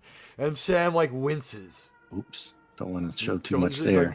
It's like Sam. Go ahead. I don't care. It's like Sam is like winces like from like it's like fatherly though. You know what I mean? It's kind of like I forget the context. It's like kind of like almost like I care about you, son, sort of a statement. And Sam like winces and is like, you know. I've always felt close to you, boy. And it's just like winces again. It's just like I've been spoken to like that by someone as old as Harrison and not felt any. You know what I mean? Yeah. No, she's not. Unfortunately, that would have been great to see because she at least is a believable tough woman. I can't find any more of her, dude. So I'm just gonna close out because it's gonna. Well, no, go ahead and leave these pictures up because they're at least germane to the conversation. So just leave look them at up. these. It's Look totally at these cool. wings. This is one of his better moments. You know what? I'm going to put it to you the best way I can. All the extra gear, the Ant-Man helmet, the vibranium dipped wings, that the vibranium dipped wings maybe make sense. The Wakanda Tech helmet that comes on and off because of course you have to, and Cap's shield. It's just like he's your bargain basement. Like it's almost like your short-term loan superhero. It's just like, you know, do you need a loan? Do you have that credit? No credit? Come to us. We got a superhero for you. And well, like, maybe you Sam could borrow some like, of that money from Hawkman from Black Adam because he was billionaire, gazillionaire rich with all that stuff he had. there's Sidewinder, yeah. Don't worry about it. So listen, here's the deal. We have mind games and betrayal. The Brainiac, you know, Stearns, he's absolutely pissed. They clash, but it's underwhelming. Ruth tries to take charge. She beats up some goons. Sam gets arrested. And now that you say she might have been first been considered to be a mutant, that makes sense because as a mutant, all those little things she did running up the wall and other stuff makes sense. But yeah, I can't find any more. I'll just more sense as a mutant. Just leave the pictures up; they're fine. I like them. Okay. So then climax on Celestial Island. Best way to put it. We climax, folks. All plots converge on this island. So they finally start to go to this island from the Eternals. Sam shakes hands with the president on behalf of Isaiah as tensions with Japan escalate. They're going to try to like do something for him, right? That's still like the primary thing. It's like the whole world's about to end. It's like, if the world ends and I can't get my friend out of jail to walk the nuclear wasteland that's left over, it's like, shut the fuck up and solve the problem first. But whatever. Priorities don't figure into this movie. It turns out Stern has mind control powers and possibly over Ross too. So it's another real X-Men-ish kind of thing. You know what I mean? Mm-hmm. And by the way, this whole movie, if we have like 25 Magneto helmets, nothing goes wrong. So Ford reveals, you know, he was dying and he was fixed by the pills, right? Harrison reveals that these pills have been keeping him alive. That's the pill we saw him take. So the lollipop was a dead end or a red herring. Ross took the fall for some Hulk movie drama. Some stuff at the end of the movie, like I guess flying the helicopter down the street, firing all through hitting all the buildings in uptown Manhattan. Kind of didn't go down so well, but like whatever. He got past. I don't know why he feels like it ruined his career. He's freaking president. But so then like we get into like the final fight starts and the showdown. And this is great because in this we get to have Sam explaining military tactics to Ross and helping him with his military tactics because even though he's a general, you know, white guy. Yeah, General Ross has been in the military for how long? Too long, right? Too long to be this bad. So a white guy. He can't do it on his own. He has to be helped. Thaddeus Ross was a raw LT under General Phillips. I don't care. Yeah, I don't. And they said he deserves the name Thunderbolt. Like, I don't know. I don't know why. Yeah. Like that was part of another drop plot line. You tell me. It might be in the comics, but like I'm a cinematic MCU fan, like and reviewer. Like I don't try to pretend that I have the comic book lore, which is why I thank you for joining me to help me out with it. At least such as we know. Oh, there we go. So Cap and Falcon welcome. The bargain basement hand-me-down hero is exactly right, Captain Phantom Outsider. And hey, Radioactive. So how does Indiana Geriatric turn into the Red Hulk?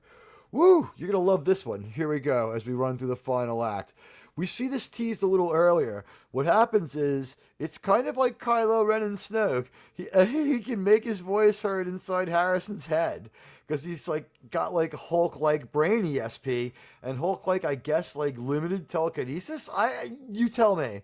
It comes and goes. But he like projects his thoughts into like, Harrison's brain. And like he starts taunting him and making him angry. And then also he's able to hack the White House PA. The White House has the security of like a 7-Eleven. It's like it gets knocked over like twice in 2 hours. Like no 7-Eleven's ever been that bad because the cops are still there from the first knockoff, and you'll be safe for at least 2 hours after they rob you. So it's a dogfight. What happens is we have Navy task force for us and the Japanese converging on Celestial Island, right? And it's getting crazy. And also the French are headed there, and the French have nuclear weapons and all this other stuff. And it's, again, dumb and cringe. And this happens in X-Men as well. What's that X-Men one where they crash land in Cuba? Is that First Class? I think it's First Class. An island. Michael Ironsides from Total Recall is the captain of the Navy task force interdicting the Cuban Missile Crisis. And then they make an alliance with the Russians to get all the mutants at once, and the Russians and the Americans fire on everyone. And then he turns around the weapons and turns them back on people. This is reminiscent of how weird and kind of dumb that was. And the CGI gets on that level a few times too. It's not good.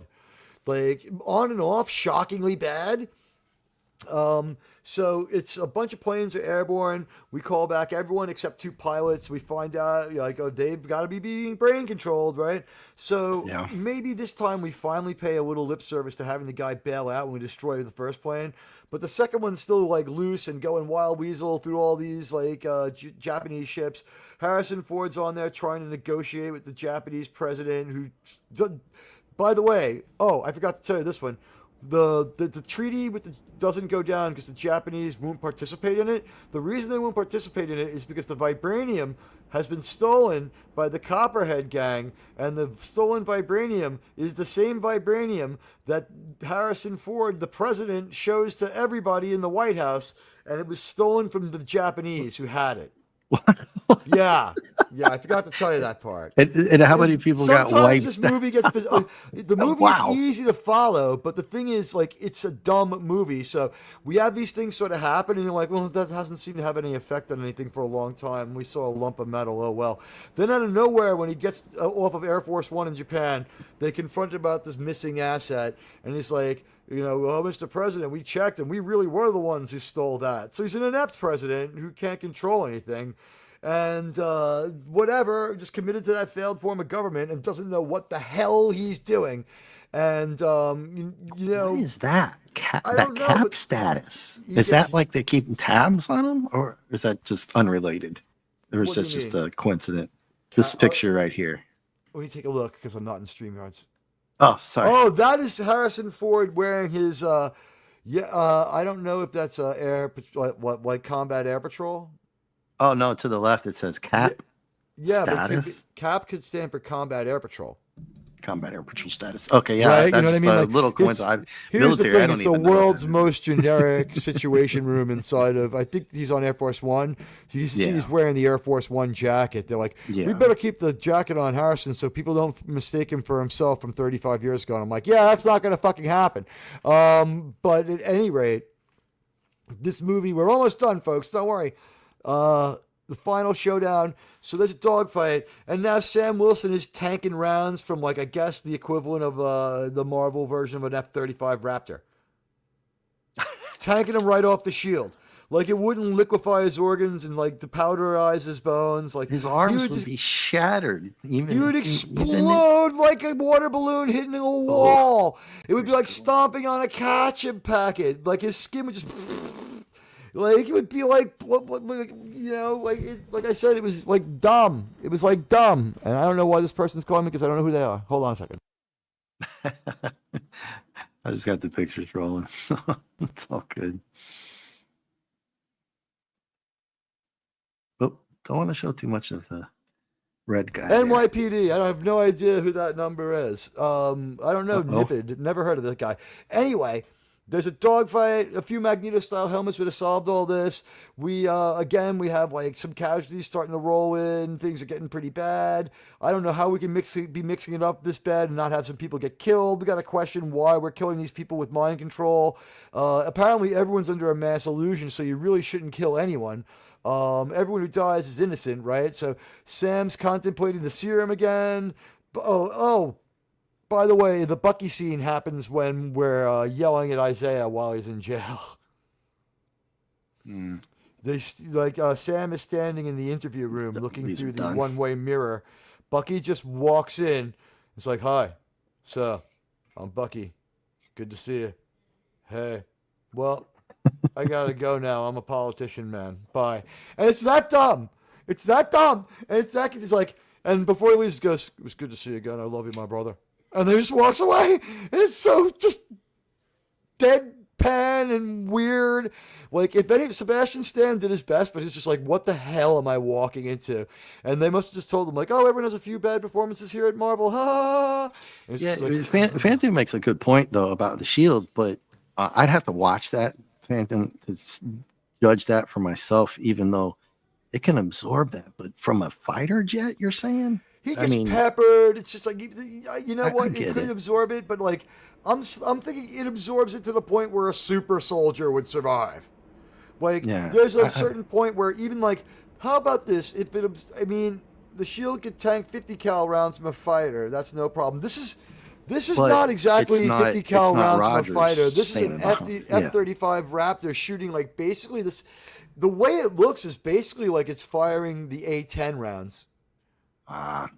And also, like, they're taking all sorts of fire. So everyone's shooting at these guys for a while here.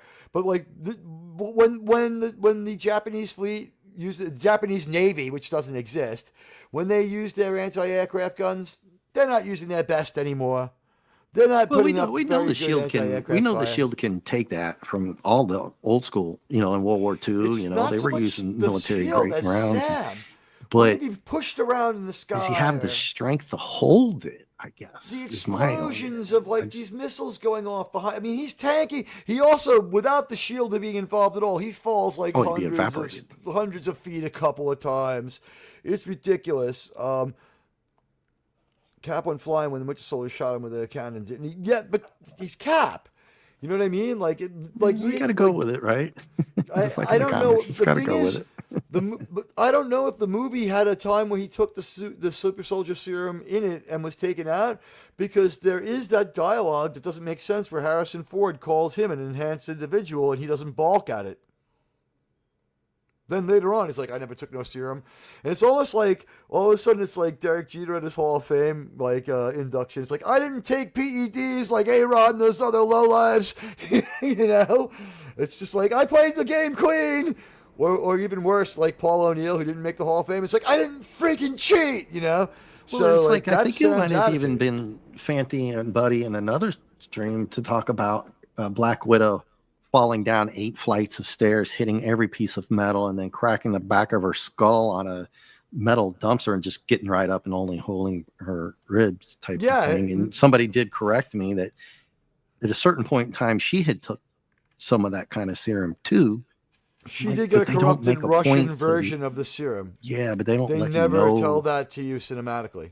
Yeah, if you've never known that, like everybody in the chat is so well versed, right? T. They know way more than I do about this stuff. That's why we have to hang out more and do more comic streams. Everybody in the chat, they can mostly know me that I don't make bones about. If I know it, I'll tell you. If I don't, I'll tell you I don't. But in those particular things, they don't really make a point to tell you. You just kind of have to know that. So if you're not into the MCU universe and all that, it does kind of leave you with speculation as to how is he standing behind that shield. You would only know that because of the shield. As I was corrected in the chat, they said, well, the shield can absorb all that, but can he hold it? By the way, regular dude. Hypnotic, I am not, but 50 people on X, I'll take it. I keep looking over. It's like having the X audience is great, but it's not stable on the same device, even with 2 monitors. Like if you cover like X's tendency to self-refresh, and some comments don't come through on StreamYards. Like if someone has an iPhone, maybe, or I don't know what it is, but if I have another device and I keep looking over my shoulder and I say, it's like I feel like I'm holding the runner on second. I have to keep looking over to see if any more comments have come through from StreamYards. But I see Rocco and other great people that I love. And don't worry, guys, we're getting to the end of this movie. And I promise you, we will fully spoil this one. You're past the point of being able to get out of here easy. So here's the thing, too. In the comics, I just want to point this out. When you're hit with a rocket and there's fire and an explosion, and you're like, oh, God, it's like there's an editor's box that says, like, the vibranium shield absorbs the impact of the incoming rocket.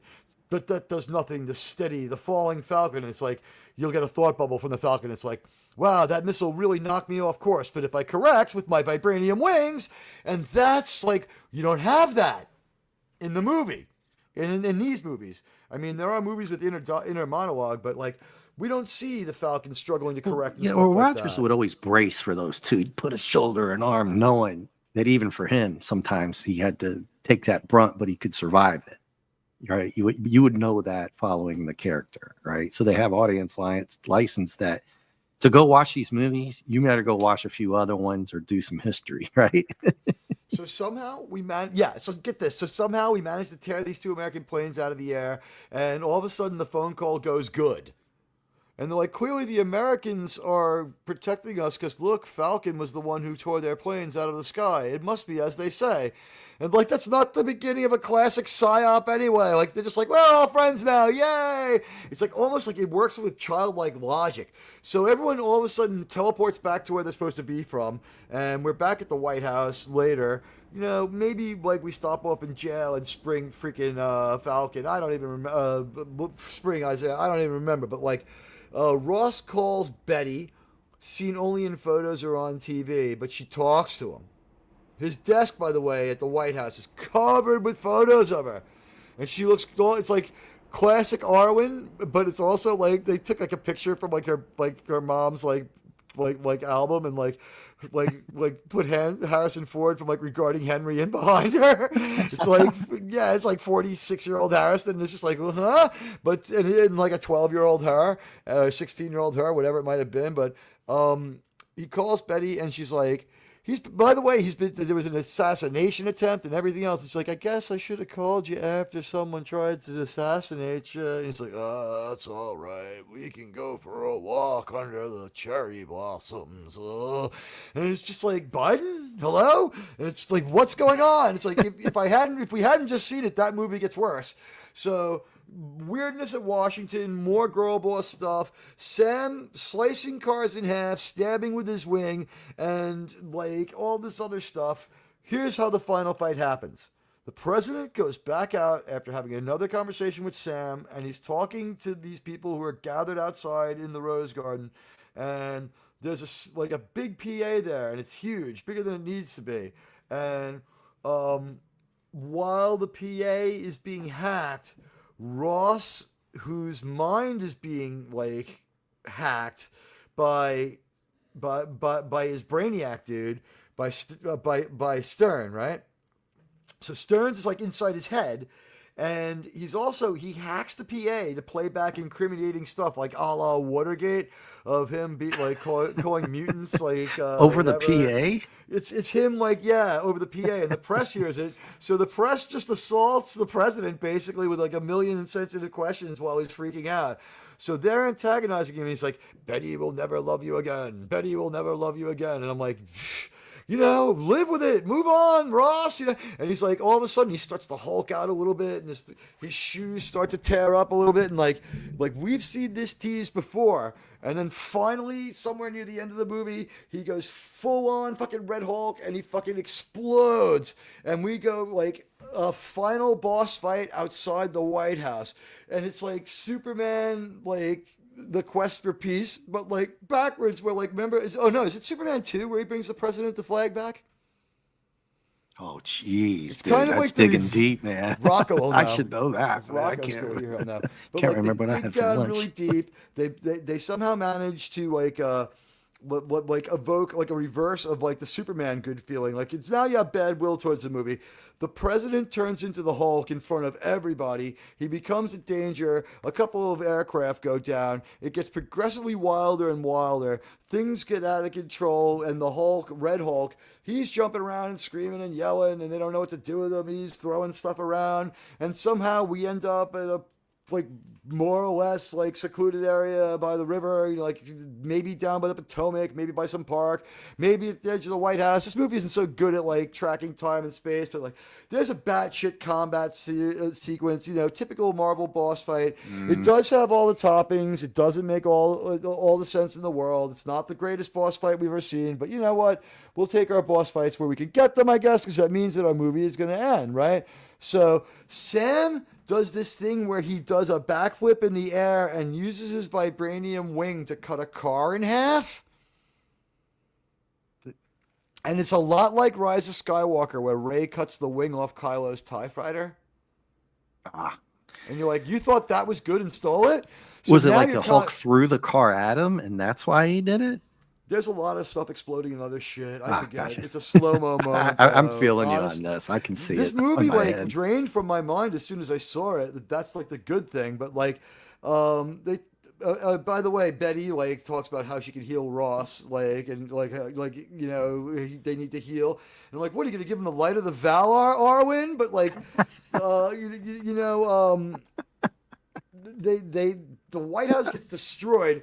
And like while this fight is going on, where Sam like destroys like the car with his wing, he stabs the Red Hulk with his wing, and there's a huge purple explosion. And next thing we know, like, huh? What? Where'd the Hulk go? And then he's like, at some point, he's on the roof of the White House. They're like, and by the way, the Secret Service immediately just starts firing at the Hulk that was once the president. And all the soldiers and everyone there start just firing away, like emptying one clip after another, just like slapping in a new clip. Now everyone's okay with using ranged weapons. And they just like keep firing at him nonstop throughout like the entire thing. Like, and he was just the president. And you see the bullets bouncing off of him and like dippling in his skin. The other guy snuck a gun in and got away. Right. And here's the thing. The rules of the Hulk, if we start shooting at him like a machine gunning him and hosing him down with lead, isn't he going to get a little bigger right there? He's supposed to get that'll make him angrier, and therefore he will be more powerful. It's going to piss him off. Right. So that doesn't really happen. The Red Hulk just stays about like, let's call it 15 feet tall. He doesn't know what's going on. I don't know what's going on. The movie's mercifully almost over, I can tell. We have the final boss battle again down by the river. In a van down by the river. Somewhere in some kind of like... No, I mean, like, seriously, like, the smoke clears after the purple explosion. We have some meaningless dialogue, and then, like, you feel a part of another movie in there. Let me... So we're spoiling what happens to Red Hulk, right? You're good with that, right? Yeah. Okay, so I'm so confused. Does he reappear? Red Hulk? He reappears. He manages to make a brief disappearance, and then like he just shows up somewhere else. Okay, I thought that's what you said. I just wanted to be clear. Yeah, as far as I can tell. Okay. And like, by the way, like again, Magneto helmets, everyone's set, right? And by the way, at some point, Sam got his hands on the president's pills. He just steals the president's medication. Right? He gets his hands on the president's meds. I think he intercepts him from the guy who's giving them to him, right? Because at some point he interacts with Sneeds. And he just takes these things and he gives them to this guy, Dumphy, who's a military guy. And Dumphy's going to have them analyzed. And they're waiting on the answers. And then, like, somebody just kills Dumphy. It's like Brainiac just catches up to Dumphy and kills him. Sneed just ices him. I think he gets him to do it to himself. There's a couple of moments like that where, you know, it's like, stop hitting yourself. Like, because he has, like, the telekinesis. So it feels like an afterthought ending, by the way, that we do these things again after after he kind of explodes. Like, fast forward, we've managed to resolve the fight. The White House is under repair. The president might be on the raft. We go to visit him, and Sam's like, you know, and we have our president in jail now, like they wanted to see. Like, that's the visual that they wanted. But instead of like, just like, ha ha, you're a piece of garbage, look where you are, they decide to do it redemptively. So Sam tells him that the pills that were helping him with his heart were poisoned with gamma radiation. No one checked these things? Geiger counter swept him? He's the president. But, so it's been slowly building up in him for years. So, like, over several attempts to antagonize him, it doesn't really work. But when all the shit hits the fan and there's an antagonistic thing going on and he totally loses it for the last time, I'll tell you what the catalyst was in a minute. That fight, not so great, but it gets us out of there. And by the way, at this point in the movie, like 2 or 3 jokes land in a row for the people in the audience. I wasn't that affected by the jokes. I didn't think they were that great. But people laughed, so I have to say they worked. So this is the deal. The White House is under repair. How is the president? He's on the raft? What the fuck? He's accepted all responsibilities, he tells Sam, or Sam tells him. And they named the Treaty of Celestial Island after him. It's called, like, the Ross, like, Fukushima show, whatever. It's named after him and the Japanese president. So they agree. They named the treaty after him, but he has to go to jail. And Sam's really proud of him. And it seems like he's had a dunk on him. You know, he's like, and he's like, nobody cares about him.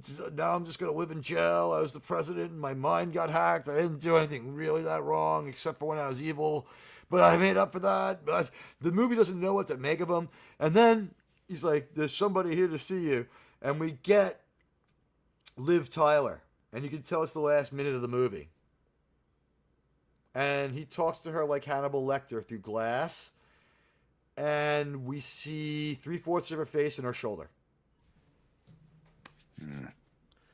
I didn't see her. I heard this. I was doing other things. When I heard the interview with her, she goes, I was just taking time off. I wasn't thinking about acting at all anymore. And I got the phone call and they didn't even ask me. And I was just like, they didn't even ask me how much I weighed and how, because I think, that was like maybe an issue in her career. But the thing was, like, she didn't look bad. The thing is, we didn't get a good look at her either. So I don't know whether the deal was they were protecting her because they didn't want her to look bad, which would mean they backed off body positivity. Or if they're going to have her there, finally have her there, just show us to her. Why was she hidden from us?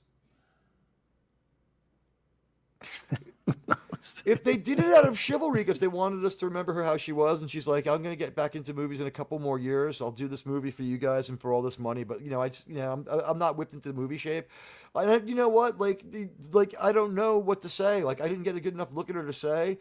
But, I mean, I'm not putting anyone down here. I'm just saying, like, Liv Tyler herself said, like, they didn't even talk. They just called her up and said, come on down. It's like, when was the last movie she was in? One Night at McCool's? I can't even remember. It's been a long time. It's been a while. It's been a long time. She was in something recently, I think. I can't. Maybe I'm just. I don't know. One. I don't know. I don't think she's in it. She said when they talked to her about, maybe she's done something since this, because this movie's like 2 years or 3 years past due, but it was filmed, or maybe they just they couldn't get her and Harrison in the same place at the same time. I don't know why they obscured her so much, but like. Joaquin is kind of pathetic, the Falcon's sidekick. He's got the Falcon's gear. It's really bad. It's rehashing the Falcon's story, but now it's like a sob story. Isaiah's got a beef with Cap. Cap that we know, like, you know, the Cap of the other movies. And he's got the beef against the government and a beef against Ross. That's our, you know, older black guy.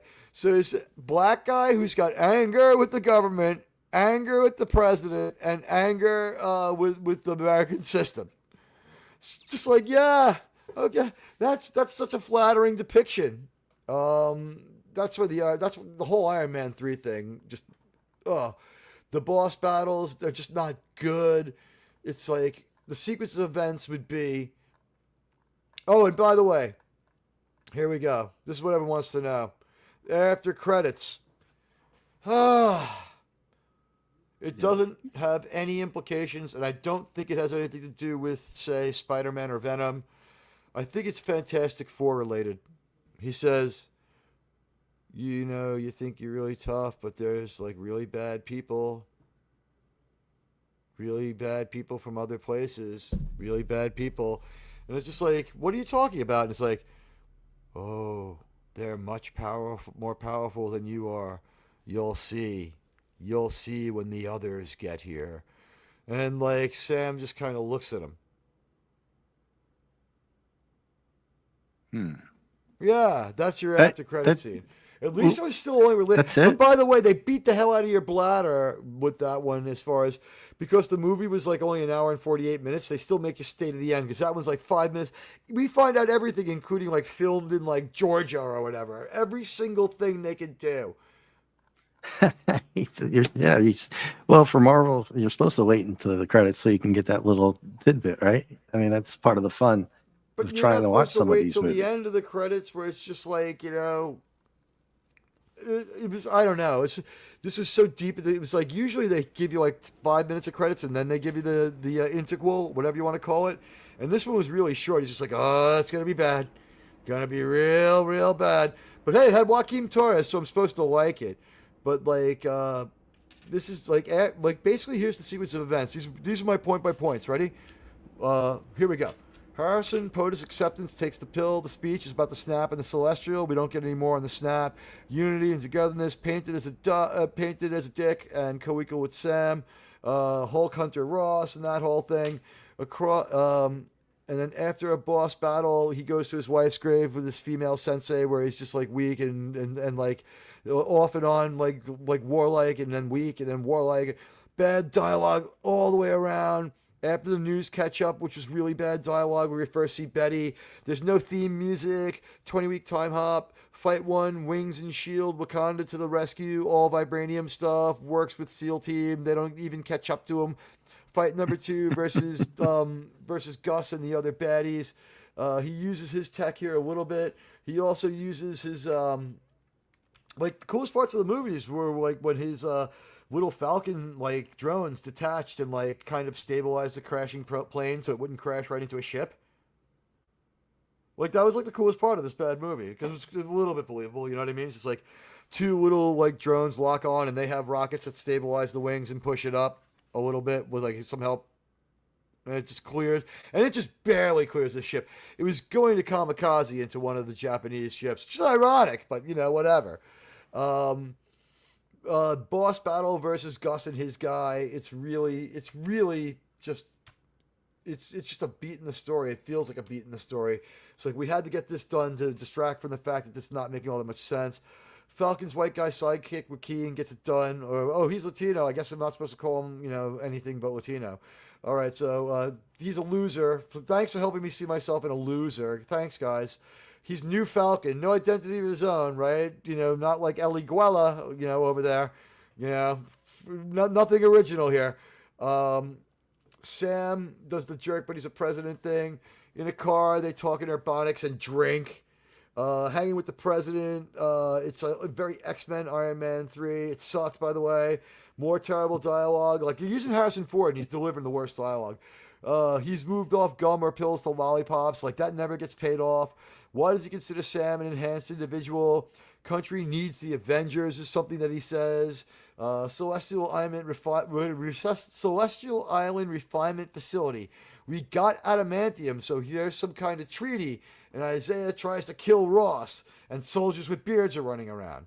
Then we start seeing a really scrawny, pumpkin-headed chick. She's the political advisor, but she's Ruth Basarov, so she's the Black Widow from Israel. She's got a weird foreign accent that doesn't sound either Israeli or Russian. She doesn't know what to do. Sam surrenders. There's no indication he was under mind control, but I'm sorry, Isaiah surrenders. There's no indication of mind control, but Sam's sure right away. Screams abandoned plot. Downfall scene with Ross comes next. Then he fires Sam and calls him son. It happens in the office. Terrible dialogue with the political black lady, Leela. In prison, Isaiah says he blacked out. He mentions his phone. He gave no indication he was brainwashed, though. No indication. He's conversational and shit. New Falcon hacks the White House and sees the phone hypnotizing Isaiah and another shooter. Ruth figures out, at the same time what's going on. That's when Cooper shows up, and he's the military type who's I guess he's being manipulated to get in touch with Ross by Sneeds. Gunfight versus Sam. It's Gus and Sidewinder. Then it seems like he kills Gus, but we get a mysterious call from someone who's clearly Cooper. Then we go to his office. It's a conference with New Falcon. That's when they're hanging out in in Stark Tower. It seems, at least. Maybe it's Stark Tower, Washington. There's no telling. NBA product placement. Ruth stops a bad soldier, but he deletes himself. And there's no mourning this mind controlled American soldier. It's immoral that way. Harrison's all in, and he's crazy. He's all in on Air Force One. It's weird as fuck. It's a bad look. It's weird. They should have found a way to just to have him be at the hotel before putting him on Air Force One was stupid. Going to Japan to try to get the Celestial Exploitation Treaty passed. Twist, Cooper's dead, and a mysterious new guy calls from his phone. That's when we find out that maybe it's Sneeds. Ross calls Ruth. She's snorting and twitching. It's a really bad take, but they use it anyway. And she's standing there, and she's her nostrils are flaring and her face is twitching. It's she's chewing the scenery. The good actors do good acting. Her performance, it's good when it's good, but the weakest moments are from people just she might have been dragged back and been acting to something else. We can use that take because it got to that. I don't want to blame her. You know what I mean?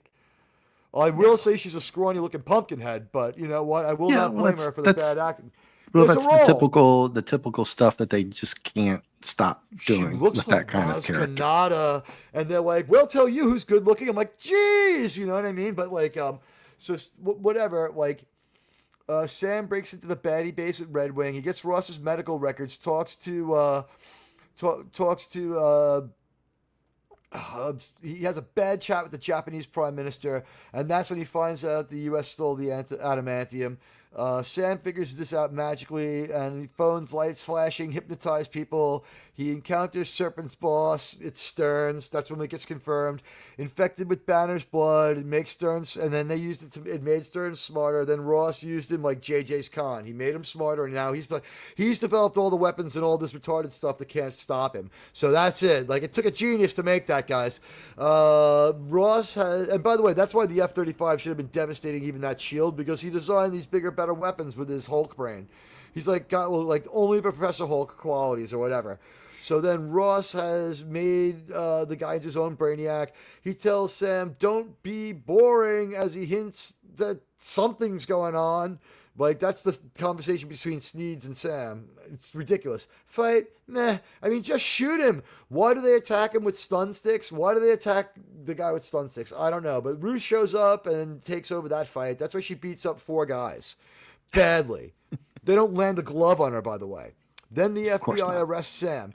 Then they try killing 3 of them. It doesn't even hurt anybody, right? They start killing the 3 of them. The FBI is shooting at them wantonly, and they can't hit Sam, Ruth, or they can't hit any of them, right? And then Japan suddenly has a navy. They're charging in there. Joaquin can gem the mind control, and Sam has him analyze Ross's meds, but we never get he never gets back to him with it. Sam talks to Serpent, who stole the adamantium, and that's Gus. Gus is alive. So it turns out he survived. Ross is on the USS Milius. I don't know, whatever. John Milius, who wrote Dirty Harry. Maybe it's a homage. I don't know, but like he probably would want his name taken off that ship. At Celestial Island, all plot lines intersect. Sam shakes. My note doesn't make sense there. The president's Sam shakes the president's hand on behalf of war with Japan looms. So it's like shaky alliance. It's like I'll be your friend for 5 minutes kind of thing. It turns out that Stearns can control minds, and that includes Ross. Right? Harrison Ford explodes. That's where he explodes. Reveals he was dying, right? But Ross fixed it. Designed the pills. He feels he did good enough for Stearns. Ross claims he took the fall for the second Hulk movie. Sam Black explains the right thing to Ross, and hostility erupts. Mind control implied in U.S. pilots. So, like basically, they reverse clear and present danger. Harrison starts yelling at Sam the way the president yelled at Harrison in Clear and Present Danger. So it's just like you're totally even more confused, and they had not cognizant of Harrison's career at all. It's not like those movies would have been a drag to watch. But so Sam Black explains the right thing to Ross as hostility erupts as the U.S. pilots attack the Japanese fleet. More terrible dialogue. Sam explains military strategy to Ross. A bullshit dogfight. A few Magneto helmets would have saved them. Ross starts to Hulk out as things get worse. Stearns is using tech after it's said to be blocked. He taunts Ross, Emperor vs. Luke style. The helmet CGI sucks when it appears on Sam. It sucks. At the hospital, Bucky shows up. That's where they're trying. I think so he has like a Hulk moment, but doesn't go full on fucking crazy. And the White House thing is when he really goes nuts. But he's like almost there when this whole attack sequence goes down with the Black Widow saving everybody. Basically, I guess she doesn't have to save Sam because no one gets near anyone else. She just takes these guys out like they're nothing. It's ridiculous. So when Bucky shows up at the hospital, he mentions that he's a politician man now and he has to go raise funds and leaves. The jokes worked on the crowd, but not me. They snickered, though. Just snickers. Like, think about, like, how your sister might be kind of funny. It's, like, that level of humor. Then Dumphy figures out where that they're Hulk pills, and he tries to call Sam, but, like, he gets killed by Sneeds. Then, with the words, I'm a hero, Dumphy gets killed. That's what Sneeds says when he kills Dumphy. It's like the opposite of, like, so I'm the bad guy? The black chick is a Secret Service agent, I guess, because then she pulls out a gun. She's not just his political advisor; she's also his body man. So I guess it's like revenge for what happened, like to Trump when the female Secret Service agent. Was like I was just thinking, did they put that in? And when to start? When did they put in? Just because, someone takes a shot at Snow White, will the 7 magical creatures like go up there and like hold their hands up in front of her? I mean, come on. So the black chick's some kind of agent. She starts fighting. So she's a political advisor who also has a gun. It's not good. The movie's just confusing if you think about it, right? Then like Ross calls Betty. We've only seen her on TV in old pics on his desk. Ross makes a speech while Stearns takes on Sam. Stearns did all this for petty revenge and uses the Pulp Fiction line, "Look at the big brain on you." He uses that line. Just says it on everyone. And he's black, too. He delivers it like Samuel L. Jackson. Look at the big brain on you. Yeah. After Never heard that one before. After he black-explains to the president of the United States, it's like, sit the fuck down and shut the fuck up, white man. It's so insane. Now listen to me. See here, I'll set you straight. So immediately the press knows it. Stearns arrests and hacks the White House PA taunting him, and that's when he finally hulks out and has the full-on Hulk episode. People freeze like it's the Snyderverse as danger like has to like loom up in front of them. Like you and me, like if we see a building falling over, like we turn around and run the other direction. These people stand there and go, ah! It's like the Snyderverse. It's like Man of Steel when they attacked the Metropolis and that people just stand there waiting to be saved. That's how people act. Sam shows up. They fight. The Secret Service keeps trying to take out the president. They're firing him nonstop. He jumps through the air and cuts the car in half at that point. He stabs the Red Hulk with his wing, and he just explodes. An abandoned ending? Then comes like the Return of the King part, but not the good part of Return of the King. I mean, we get Arwen, but whatever. It's an ending after ending. They joke about the serum, but the serum they joked about in the boss fight works, right? I mean, talking about Betty heals him like she healed Frodo. White House under repair. How is the president? He's on the raft. He accepts all responsibilities. The treaty's named after him. It feels like Sam's there to gloat. But, like, I guess they changed the dialogue. Because, really, why go there? Why not talk to him as he's taken out of court? Like, they didn't show him with any dignity. He's in a prison jumpsuit. But Betty finally shows up. Isaiah says Joaquin is okay. That's how we find out. And so they're going to go to an NBA game. That's what Isaiah wants to do now he's out of jail. Let's think about that. In one day, he goes from jail to an NBA game. And by the way, what the time frame is on this movie, I don't fucking know. 36 crazy hours? I don't fucking know. And then, like, heroes are so... it's confusing in tone, and you could follow the story. Especially as I did it here linearly.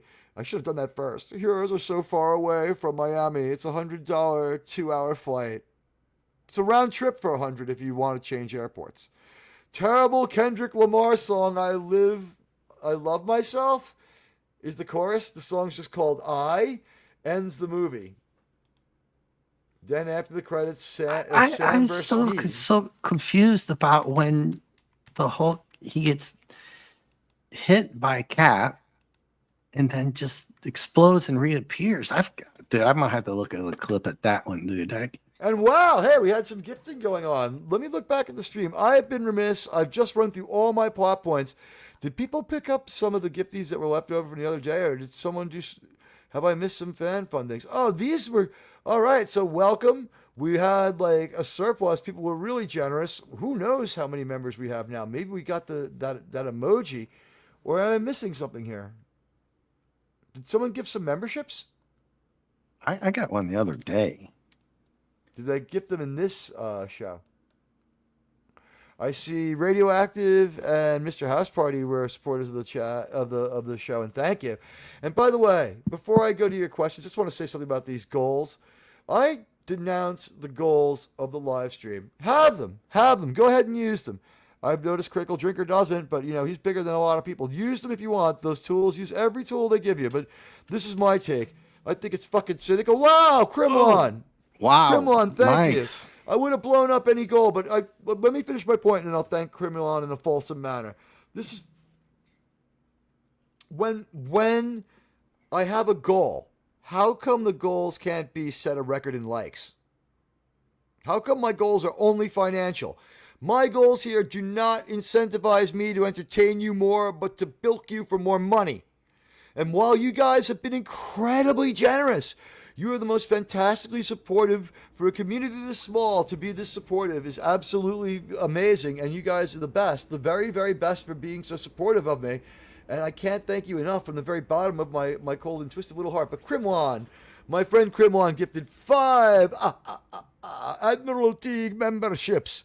And Sally says, I'd say it was high marks.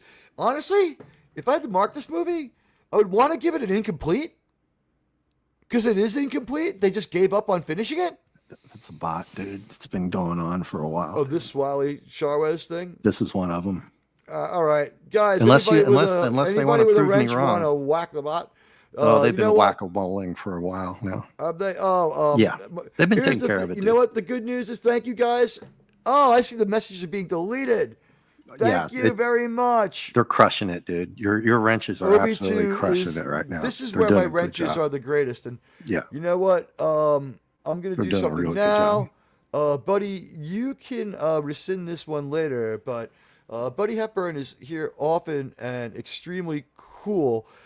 Given you can decline that if you want. It's no pressure, but there's a DM spelling it out. I'll just bestow it on you. Feel free to turn it down, but there's your wrench. I feel that Buddy has earned one with consistent, really friendly behavior. So yeah, great. Buddy, congratulations. You've got your wrench now, my friend. You deserve it, and it's a +1 like OB2's. Yeah, every once in a while we have these problems, but you know what? There's 13 people watching, and that's a normal number, and that's a relieving number. These are AI spam bots, and what happens is my channel jail fills up, and you know how I know it isn't people of differing opinion? They all disappear in about 3 or 4 days. We had like 70 or 80, maybe more accounts in my channel jail from the last attack, and you know what? Disney is like, this attack, it's not very effective, is it? No one here is really, you know what, Tandy Newton, nice avatar, baby. You know what? You can come over here. Let me tell you something, baby. You can come over here and say hello to my little friend. For you. You can say hello to my little friend. Go on, Sage. The best one is when they're saying She-Hulk Marvel is Peak New... nice Yoda talk. Marvel Peak New World is... All right, listen, if you're real, I apologize. But if you're real, tell me who you like better, the Yankees or the Mets. Krimlon's got the idea. Let's show the battle. You know what, Dave? I'm going to engage the tactical display. I think it's time. You guys, this is what it means to support my channel. Every once in a while, we get this crazy stuff. These are the AI bots. I thought I'd had the last too, ever but conversation. I don't want to. I'll say it in the private chat because it's I'll talk to you backstage. Do we think it's? Is the theory is that it's another YouTuber? At first I did, but I think it's deeper than that. It's a conspiracy. Oh, I think it's the mountain people. You know, allegedly, the old mountain people. Well, look at your title. Look at your title, and then why it's happening. Here's the thing: they're not known to be as persistent or as. Here's the thing. Look at this. An AI has diction that bad. I think what happened was we hired ESL hackers from other country, and there's like 4 or 5 human hands behind whatever's going on. Plus, this is the funny one. You can just keep throwing. I mean, you know, I make mistakes like this all the time. I'm sorry. If you're a real person, Sivo, and it's like 20 times. Oh, is it? All right. Yeah, you know that's what? one of them. Go ahead and zap that one. OB2 and Resolute and Phantom, and now they've been crushing it, marketing. They've been crushing it for a while. You know what? I hate that I've had to ban people, but I haven't banned people, have I? I don't know. I didn't know caves got internet. Yeah, they're in like the cave from Iron Man 1 with like a few freaking computers. Just like, you know, we must stop the Admiral Teague. He's a bad man. Yeah, you know what? Let's get Sydney Sweeney up here. The tactical display needs to be engaged, guys. Here we go. Let's get the battle on screen. Here we go. Look at that. Mark Harkness is doing some damage. Buddy Hepburn doing some damage. We got everybody doing some damage. We don't shoot humans, only bots. LeCedric, hi. I'd say it was high marks. Let's let LeCedric go. Let's see if he responds. Let's let him be our test case. Oh, too late. Oh, well. It's good enough for me. There's a delay between the time you hear me. Guys, let's let the next one that comes through, let's make that one a test case and then treat the others without discrimination. The She-Hulk one, because that's absolutely ridiculous. It's like we've reached Blade Runner point here on my stream. I don't know why these are everyone's favorite streams, but like we're having a very strong stream today, stronger than most. I can't say it out loud because it might. But I'll tell you backstage what I think is going on. Well, look, is it in the private chat yet? No, I'll tell you after we get done. After you get done. You know what? Neither do I. I think I'm an excellent reviewer, and I don't think that. I don't think you. That's one of them. I don't think you have blonde hair. That's like 50 times. Same thing. I don't think you have blonde hair. I don't think you're in America either. There's nothing identifiable behind you. We can't tell what kind of tree that is. You know what, guys? I think I made fun of China earlier, and they could be on this one too. I don't know. It would seem to be like this would seem like this comes from the Tragic Kingdom, shall we say? You know what? Let me tell you what I think about Bob Eisner. Did I ever tell you what I think about Bob Eisner?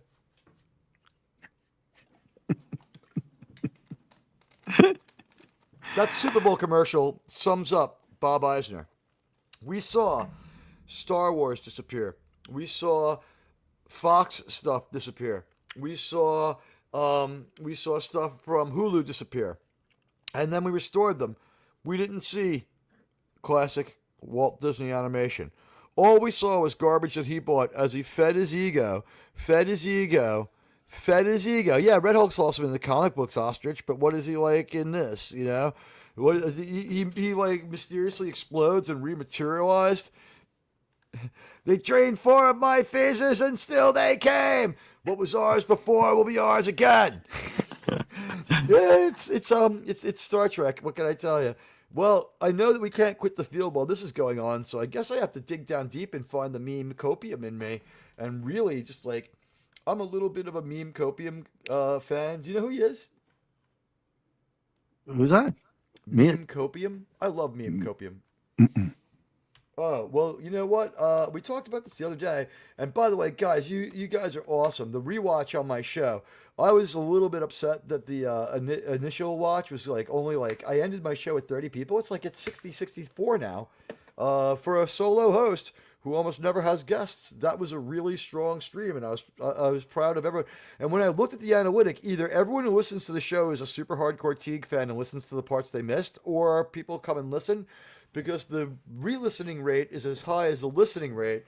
And I think that's the Star Trek factor, because my sub base is spread around the world, which is why I started going with a lot of uploads so people could experience what the opinions and stuff like that in a non-live manner formatted for them. And that's why I changed the introductions. So the live introductions don't really work with a TV audience, you know what I mean? With an upload. You can't really make it work. So check this out. I'm gonna be Meme Copium, one of my heroes.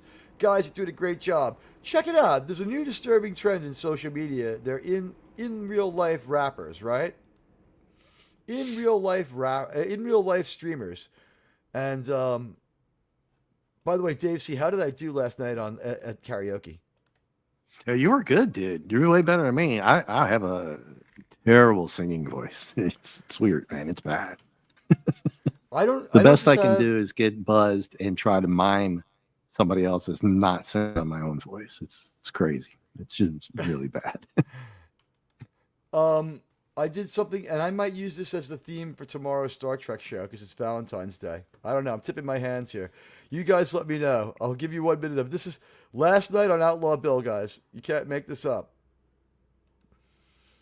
I know what you're going to talk about. Well, we're gonna put on the TV show song. The TV show song. We're gonna put on. Yeah, it's on our Streamlabs now.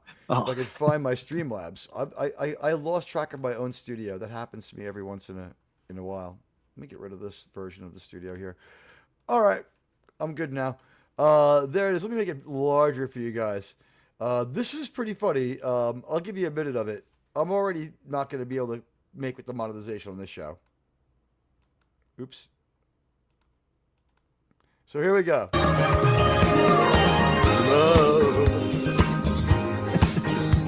exciting and new. Come aboard. We're expecting you. And love, life's sweetest reward. Let it flow. Back to the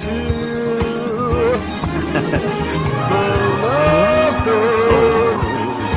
Soon we'll be making another run. The love road promises something for everyone.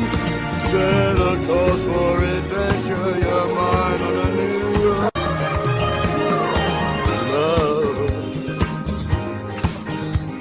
Exciting and new. That was good. Admiral Teague is never above having a few laughs at his own expense. I like a good time, and I will make fun of myself. By the way, maybe there'll be less background noise now. I don't know. How's my volume level, guys? I know I just nerfed it a little bit there. I forgot to turn on my noise protection. Oh, well. You know what? It's been such a successful live stream. I don't see the point in doing the upload. I might still do it later. If I just ran through those bullet points, it might be a valid upload. Yeah. If I just ran through those bullet points, it might be a valid upload. I mean, this is point by point by point the entire movie in bullet points. This is the whole movie. Open, Harris POTUS acceptance speech. He takes some kind of weird pill. The speech is about the snap and the celestial. We don't get any more information on the snap. Unity and togetherness is painted everywhere. He's acting like a dick, and he's supposed to be co-equal with Sam at this point. After a boss battle, we catch up with him at his wife's grave with his female sensei. Bad dialogue in the news catch up. Then we get the title. There's no real theme song. Then we jump ahead 20 weeks. Fight 1, Wings and the Shield, Wakanda to the rescue, all vibranium stuff. The Navy SEALs he leaves in the dust. Fight 2 was with Gus and the baddies. He's like using Red Wing a little bit here. When he was being Falcon and fighting his Falcon, sometimes it was okay. The boss battle versus Gus here and there, it was like a little bit. Like it could have been all right. Maybe they could have saved. They couldn't have saved the movie, but one or two fights were on the verge of teetering towards okay. Like I said, the slipping on ice kind of thing. Falcon's white guy sidekick gets some stuff done, but he's a loser and he calls himself New Falcon. It's like, that's like your wife leaves you and you name the dog after your wife. Like you get a dog so you feel better and you name it after your wife. Like Bill from King of the Hill. What's your pet's name, Bill? Lenore. He's a fucking idiot. Forgotten Cap is angry jailbird who hates the government and who hates the president. You can't make this up. I mean, someone did make it up. That's the funny part. But I mean, you can't make up how this is supposed to be our black hero. He's angry as fuck. He hates the government, and it's almost conspiracy level nuttiness, right? But then turn him into an assassin. Yeah. The thing is, if he didn't go around talking all day about how he'd like to turn the president's head into a freaking canoe, maybe he wouldn't have had that problem. But and they still let him in without searching him. Yeah, and again, in the battle, the SEAL team shows up after Sam takes care of everything. Sense. Some stuff's still missing. Isaiah hates Captain America. Sam gives him the whole he's a jerk, but he's the president thing. And the idea to bring him there, it was like, this was abandoned, but I think they're going to make more of it. You ever hear of the botched definition that they use in the extremist left of social justice, but like what the aspect they call restorative justice? Yeah, I had to take a restorative justice. Is your restorative we have what's called like a penal system, right? So like you get penalized if you do something wrong, you pay a fine or you go to jail, right? But in restorative justice, and if anyone's seen the movie Last of the Mohegans, right?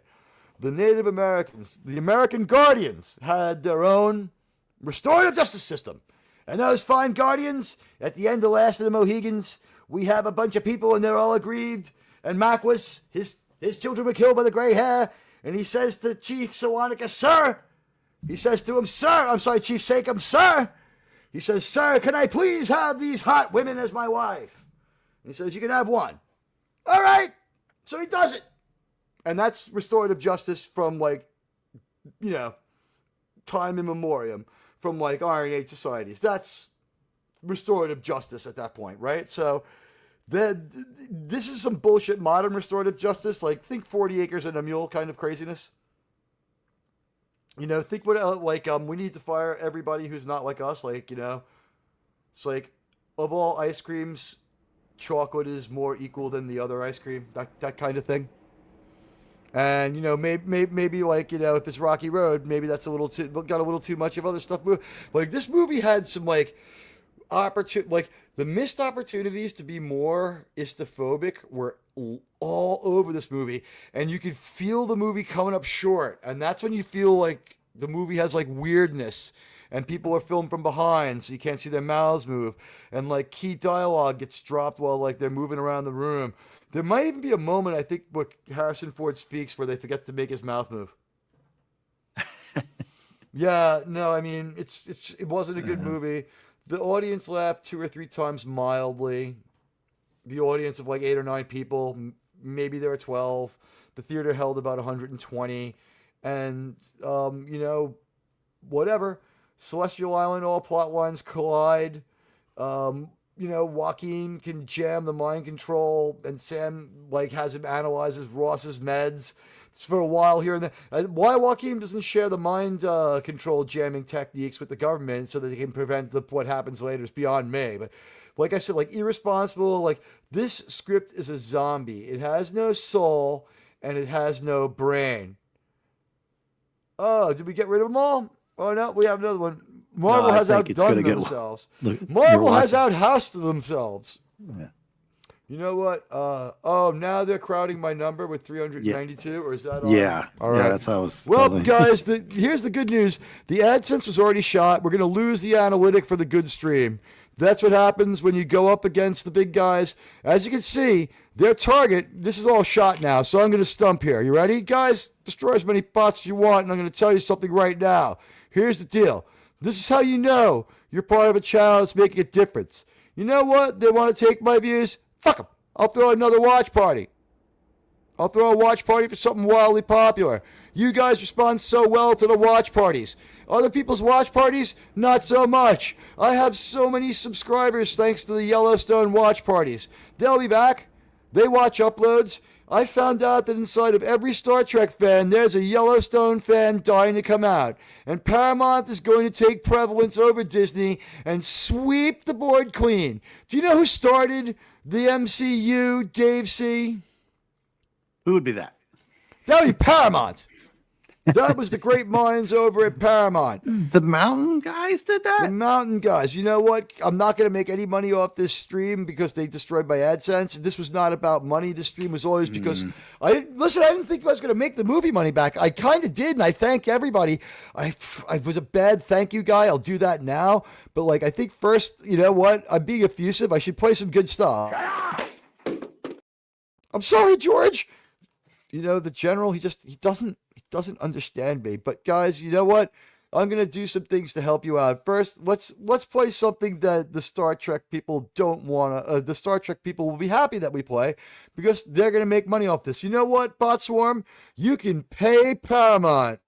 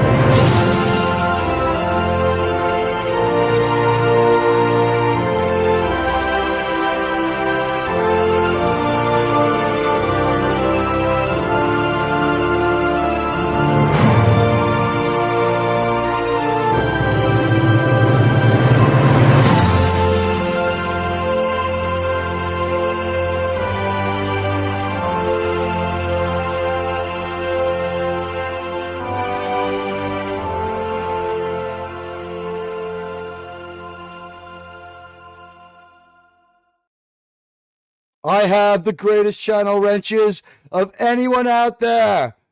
Yes, dude. We worked some overtime. Will and not go quiet. Obi had to leave too. So and you got a super chat there. Oh my God! Yes, thank you, Resolute Germ. Hell to the bot slayers. Keep up the good work, guys. Less than an hour. Mods from here will join others from around the world, and you'll be taking part in the largest fan boycott in pop culture history. Perhaps it's fate that today is Valentine's Day, and this movie has no heart and no brain. Braids. You will once again be fighting for our cultural heroes and icons. We can't be divided by our petty differences anymore. We'll not go quietly to the night. We will not vanish without a fight. We're going to live on. We're going to survive. Today, we celebrate. Well, tomorrow we'll celebrate Valentine's Day, but I am not crazy.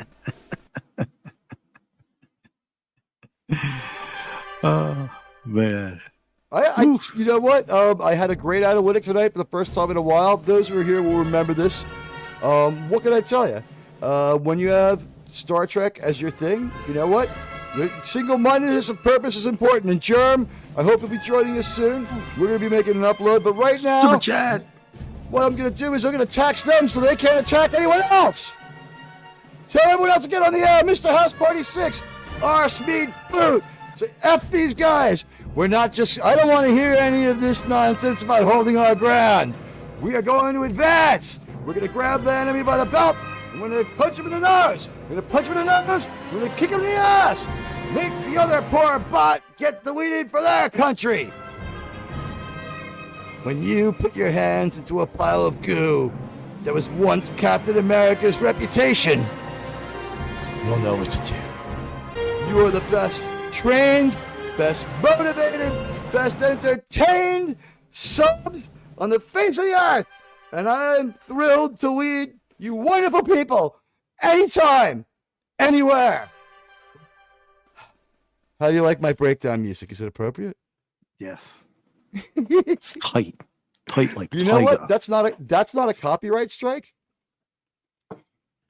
I took a regular song and I cut it up into a new song so that I could like legally change it. That's actually my composition. I always wanted to work with Jerry Goldsmith. I didn't need him to be alive to do it. I wish he could have been. Who do you like better, Jerry Goldsmith or George Lucas? I'm going Goldsmith. Goldsmith? Well, I agree. No, I agree. I think that Jerry Goldsmith has so many great songs. Did you say George Lucas? I meant to say John Williams. Oh, okay. That threw me off. John Williams. Other than Superman. Even though John Williams was born in Queens. So I don't want to bust on him too much. Yeah, but, I'm an Alien guy. I'm an Alien soundtrack guy, dude. No, the other stuff. He's not. Yeah. Did anyone see the ridiculous freaking Rock and Roll Hall of Fame picks? We're not going to do that right now, but since you guys hung out with me, I showed this the other day on my channel, and it was considered so messed up that I can't monetize that stream, and the little monetization thing turned red. So you guys, I mean, this is, by the way, this is what I'm going to do on Wednesdays from now on Tuesdays from now on.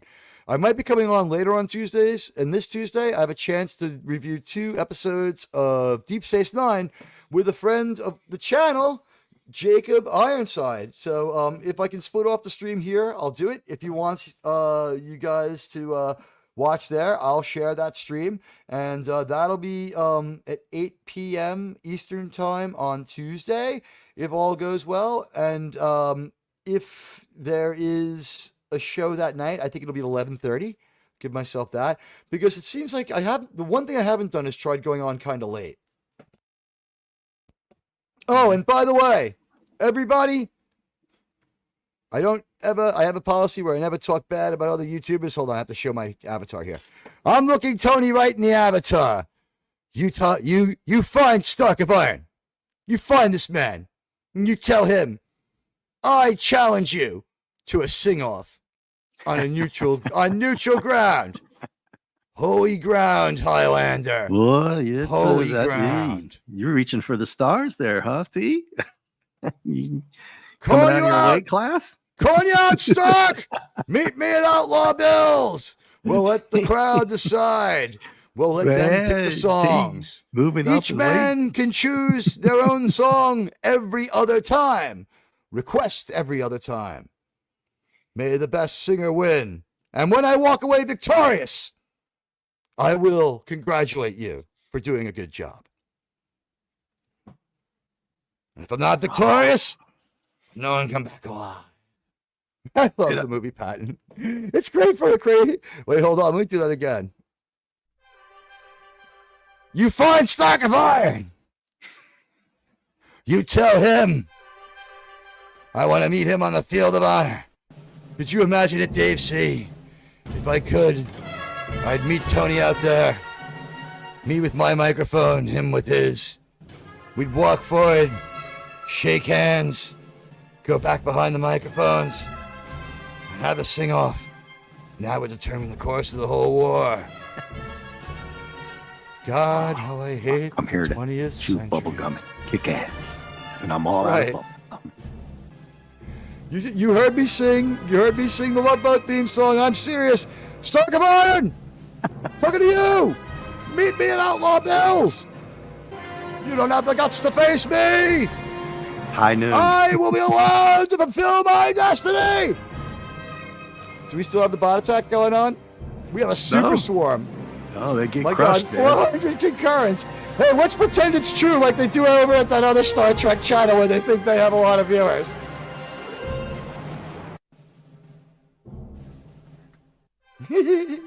And Attack of the Clones.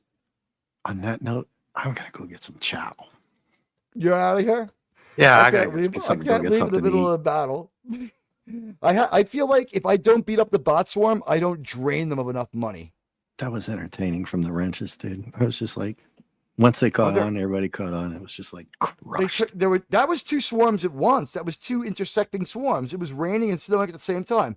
Mm-hmm. We had the swarm that attacks you with what do you call it? AI messages, and we had the swarm that comes in lurks. And here's the thing. What's funny is the lurker swarm, I don't even fear it anymore. YouTube sees right through it. In about 2 days, the back of my baseball card will be normal. Or I'll delete this freaking stream and do it as an upload. And I'll just do an upload about this movie. I don't care. I could do one right now. I'll do one right now. Dave, thank you very much. Yo, brother, that is awesome. That was, it was great. It was very entertaining. And thank you. How'd you like the movie review? I mean, I didn't go see it, right? So I was looking forward to it. You know what I mean? Does anybody feel like they saved money on the movie? Does anyone feel like? Let's have a poll. They can't affect that, or that interaction would be great. Thanks for you have the poll. Did you close the other one? I need to close the other one. Let's see. Did you read the results yet? I have to read the results. Let's do that. Yeah. Dave, you're a great co-host. I don't know about that. I was trying. Co-pilot. You know what? Sometimes when I get attacked, I get all lathered up and I get caught in the moment. And then for a little while, I think I really am Patton. Wow, 27 votes. We had a great stream tonight, and no, these bastards just fucked it up. But we'll have justice. So, what's your level of interest in the MCU at this moment, Dave? What was your answer before I go through the answers? I clicked not at all. Wow. Okay, but the word interest kind of piqued my interest because, like, you got Thunderbolts coming out, and I was wanting to look into Taskmaster, but already seeing what they've done to it. They should not have released that stupid poster, the tile poster, but I saw the poster at the theater for Thunderbolts, and it's actually a freestanding cereal box that's kind of inventive. By the way, the Thunderbolts trailer is better than the whole Captain America and the movie by a lot. Wow, wait till G20 gets here, Captain brother. America movie. Wait till that G20 rolls around, but we're not gonna. I'm not getting into that because which one? What's that? No, look it up. Look it up. You talking about the Global Economic Group? By the way, look what we had here. Did they have enough of these? Oh God! By the way, it's been said by Appion the way to save this movie is to just have them switch roles. Oh, dude. Have you ever called Rachel Ziegler Rachel Pigler? Because it's accurate. Yeah, I mean, so won't be seeing that one either, man. I'm going to be taking a victory lap and seeing it when it's free, when they're giving it away on YouTube. Well, she's ruined it. Just tell these actors, don't they sign some NDAs saying they used to be back in the day? What happens to these women? It didn't help me out here within the chat. Maybe they can remember these days that actors were held liable. Gina Carano was for saying saying, yeah, well, she's going to win that lawsuit. At least she is going to win that lawsuit. I think she will, because she's got receipts. Going to win that lawsuit. They're going to have to offer her the remedy first, which is restore your pay and your back pay and give you your character back. I don't know if anybody wants that. I think they want like a hostile takeover of Star Wars and someone to give her character. Unfortunately, poor Gina is going to be like, out of that job for so long that there might be nothing to go back to. A show about her and like her compadres in isolation, if they were doing something worthy for a change instead of being a bunch of low-life criminals, I'd see it. Yeah, what I was getting at is that it used to be, and I might be wrong, I'm just thinking, because I had to sign some NDAs for a job before, right? Right. Mm-hmm. Well, for I did not take. I may or may not have taken that picture in the theater.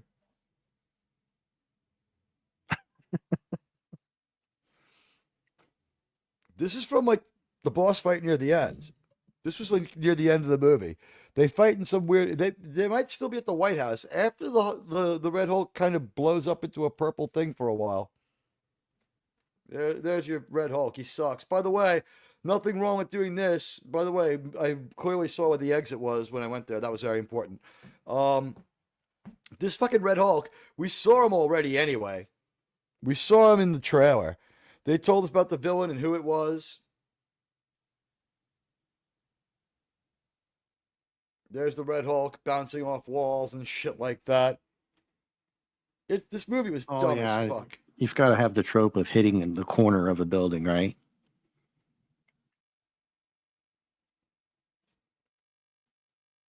You hear me, Tink? Yeah, I can hear you. Oh, yeah. Everything just went quiet for a second. I was like, oh. Well, because I'm looking at these pictures and I'm like, I can't believe I saw this movie only an hour ago. I have such limited recall. And there's the movie theater. That's your crowd.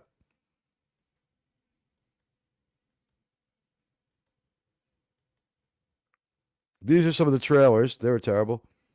Some more of the theater art.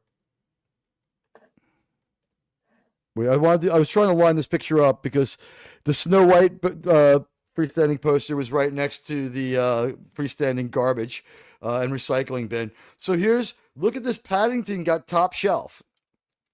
But there's my super retarded Falcon, special needs Falcon right there. And there's my retarded Red Hulk. What kind of a moron designed these movies? And look at that Captain America shield. Like, what's with these shields? There were no popcorn buckets, they said. What would it even be? His Ant-Man helmet? This was the best poster I saw. A Red Hulk head, and the top of his head is the popcorn. See, it's a little less. It's not as retarded as we thought.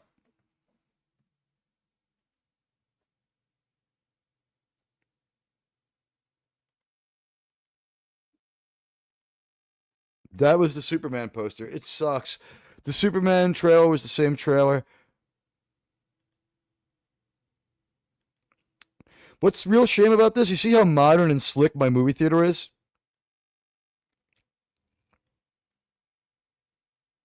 It's built it's built in the outline. I think it's Night Shift. I think it's Stephen King's Night Shift. I have no idea. This just invites all. I see this walking into Captain Falcon. I'm just like, wow, what a meta comment.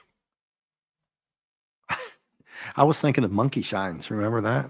But that was a real monkey, right? So, but I think in Skeleton, is it Night Shift or Skeleton Crew, where like one of the people who has like a problem is like their kid's toy is possessed and it like plays a little drum like that. It's the same kind of monkey that's inside Homer Simpson's head sometimes. So, wait, let's go to the poll. Original Poltergeist? That was in it, right? 327 people watching. Guys, hit those like and follows if you're real. By the way, the likes and follows don't go away, so help me polarize the hole with those. So say, what's your level of interest in MCU at this point? Still mostly go to theaters. Survey says 22%. I only see it later for less, 15%. I see well-reviewed movies only. Now that's like doesn't matter whether you go to the theater or you see it later. Like you won't spend. Some people will only see a well-reviewed movie and for free. But if I see it, I see it. I don't care. 56%. The once mighty MCU, and wow, I have to heart you, Mr. House Party 6. Thank you for that one, by the way. And we had some generous fan funding. Saving Star Trek today was brought to you by the horrible broken mind of Kevin Feige. I guess I have to say it that way. You should hear how Liv Taylor says it. She says it like the hey way. But I want to thank Mr. House Party 6, Radioactive, and Resolute Germ for their very generous donations. And Crimlon made 5 more of you members. Thank you so much, Crimlon. This channel represents a failure to communicate, as Natalie Portman said. And this is something you guys can only dream about. Ooh. All right? I have pizza. This is what pizza looks like in my world. You notice I have no toppings on it? You want to know why I have no toppings, Dave C? Why is that? Hey, critically thinking and drinking. Welcome. Hey, I'm looking back over my shoulder at my second device. Hello, good to see you.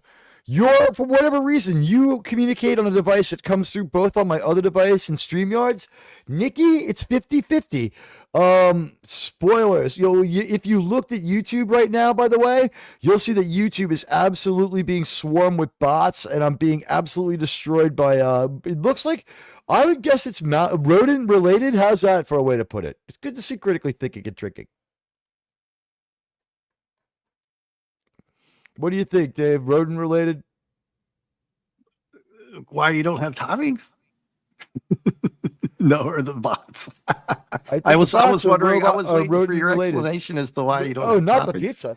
Yeah. By the way, this pizza place, no Coke, Pepsi, unfortunately, but look at that. That is a proper slice of New York pizza, and I would say you cannot get this anywhere but here. You guys have pizza-like food, and I'm sure it's good, but if I could, this is what I thought in college, Dave, sitting in my dorm room smoking what must have been the 30th joint of the day, watching Star Trek: The Next Generation. I said, one day there'll be nothing but good Star Trek all the time, and we'll have the whole planet covered with an air-conditioned dome, and there'll be a pizza that will just like appear out of a replicator, and it'll be an awesome New York pizza, and then there'll be no more violence, trouble, or strife in the world. That's making me hungry. It's making me hungry. The disdain got us away. The disdain for the movie got us out of a free Palestine. Message in there. That's my train station.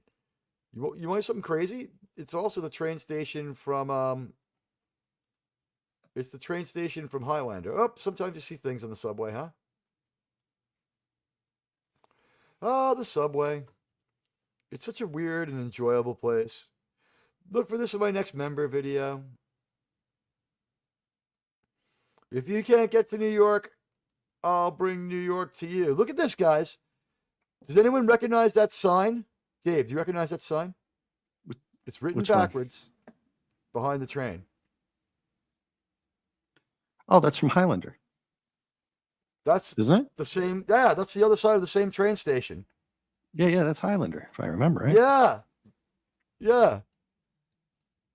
This is in proximity to my house. This is my hood. Look at my city in the background. This town is mine. When you come to New York, I'll tell you where to get the best pizza.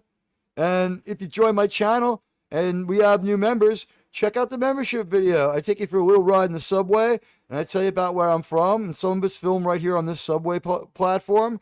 And just look at this view. By the way, you see that off ramp there? Yeah, behind the train. Just went through, yeah. That behind that train. Let me bring this video back for a moment so you guys can see this. Let me see if I can get a shot of it. Or do I get on the train? Oh, I'm a crazy man. I just get on the train. There's the Silver Cup Studios thing. But underneath where the train is, does anyone see the underpass? That underpass, if you see the Silver Cup Studio building, The Silver Cup studio building was used in Highlander because it's already a movie studio. They have sound stages there. So they just use the roof. And as you can see, the forced perspective, even though it's across the river in Queens, it looks like you're among the skyline of the city, right? It's a great place to have a fight, especially at night. So obviously it was a miniature that they blew up, or we blew up the real one and rebuilt it. I forget. I don't know. The Highlander fight was a long time ago, and I hated the Kurgan. I was sort of blind with anger when that happened. All I remember is lightning, water. But anyway, the movie Joker, that's the overpass. You see the cars going up when he's putting on his makeup at the Clown Academy, or whatever you want to call it, the Clown Employment Service. Because, well, you recognize a bridge when you're on it this much. This train station is on the Queensboro 59th Street Bridge. Oh. So you recognize that. That building is the only building that has the point of view on the on-ramp to the 59th Street Bridge for the perspective from Joker. But yeah, you can't get to New York. I'll bring New York to you guys. And what are we at now? 400? Well, I can't let them really run the show, can I? Let's see. How long have we been on? This has been a long enough representative stream. I hereby declare victory over the bots. And Dave C., you know what? You can go have a well-deserved eats and enjoy. I'm going to make an upload that they can't F with and release that. I want to thank everybody who was here and helped promote it. And you know what? Let's see. I have no good pizzeria nearby. Only chains. Now I'll take up a couple of flour tortillas and apply pizza sauce, cheese, and heat, rolling them up. It's better than like some of these chain pizzas. The only chain pizza I can handle is Domino's double bacon, double cheese. What can I tell you? And Buddy Hepburn, well earned. I DM'd you. DM me back if you don't. Anyone who wishes to relinquish their wrench can relinquish it. Anyone who keeps it, please, if you remember to say hi to people and thank them for gifts, and that's been going on. I will see to it that people with wrenches do get afforded some opportunities to go to the next level up with membership, if you have a membership. And I think we had just enough mods today to really take care of it. But the beginning with the wrestling and MSG and the fight in the garage, that could have been filmed anywhere, but I think it was like that part might have been the only part that was filmed in MSG. The perspective down at the wrestling match was real. And who hasn't been to feels, hey, look who's there, still at work. Looking forward to listening to this later. We got bot swarmed. After the bot swarm, we kind of go off topic and I go on a crazy rant, but that might be the best part of the show. I kind of lost it a little there. I don't know how I leave with exactly 400 concurrents. And what are the chances? RRTNZ, I saw the movie. I'm going to give you the thumbnail version of the movie. This movie was 51% bad, more than 51% of the time. That's the best way to put it. I think that if you were a normie, you would still think it was kind of okay, but you wouldn't be blown away by it. While not offensively stupid and bad, it was like teetering on the edge of woke, and the wokeness was what. Here you go, guys. The rundown. The wokeness was like woven into it a little bit. It was in the fabric of the actual show. But the thing is, in the movie, when we saw wokeness, it would be super powerful chick attacks and beats up like 4 or 5 guys, and like we're talking like these guys are closing in on Falcon, who's supposed to be our badass, and she just dusts them off before they get there. He doesn't have to like fight them. And she doesn't break a sweat. I would say she doesn't get a hair out of place, but in this guy's, that poor character needs a shower. That poor woman. We showed you what she looked like. What was that stupid character's name again? Rachel. Oh, her character name? Yeah, what the hell is her name again? Bet something. Bat something. Something bat something. Yeah, I can't remember now. I knew it a while Ruth ago. Batsarat. There we go. Ruth Batsarat. Okay, I have images specific to Ruth Batsarat now. This is as pretty as we're allowed to get in this fucking movie. This is as pretty as anyone's allowed to be in this fucking movie. This is what I hated about this movie. Marvel spites you a beautiful woman to look at to get you through this. This is, you know what? And I hope that you AI trolls are fucking offended by this. You know what? You need to do better. You need to do better. Eisner, you need to do better. She looks like Gollum. Look, this girl probably could be prettier. I bet you if you find a picture of her out of the roll, she doesn't look so bad. But we know that they do this to these poor women on purpose. On purpose! All right. Well, gentlemen, I hereby declare a victory over the bot storm. Thank you. Before we go, I want to just thank our show sponsors again. I want to thank the very generous Mr. House Party, Mr. House Party 6. Thank you so much. Thank you, Radioactive. Captain Authoritarian is 51% terrible, 51% or more of the time, and sometimes it's like almost 60% terrible. It never hits 70% terrible. It's got terrible control, but it's not good. Krimlon gifted us 5 memberships. Thank you so much, Krimlon. Thank you from the bottom of my heart. Mr. House Party 6 with another generous $10 super chat. Resolute Germ, my friend and sometimes co-host, with a generous $2 super chat. And RRTNZ from work with 5. Guys, we've had a great show. We're going to punch out. And, I mean, you have to do better, Eisner. I mean, at least let this poor woman have some makeup. She's the only woman in this. Where is our pretty girl? We saw one half of Liv Tyler's face. We don't know anything. From what I can tell, she aged well as the CGI image on TV. Guys, you've earned Sydney, sweetie. Here she comes. Yeah, first we'll put her up here. Ooh, oh no, that's creepy.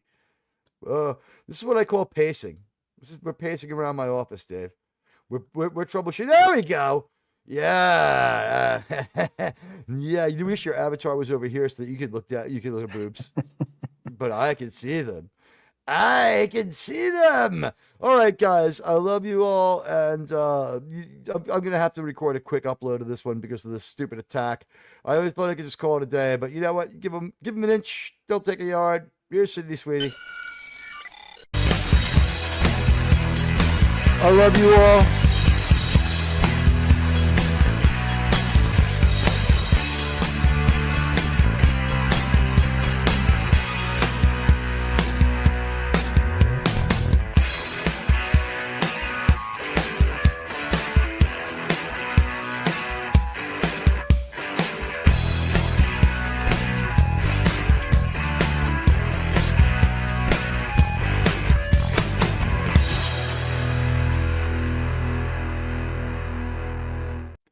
We'll not go quietly into the night. Doesn't anyone see that this is wrong?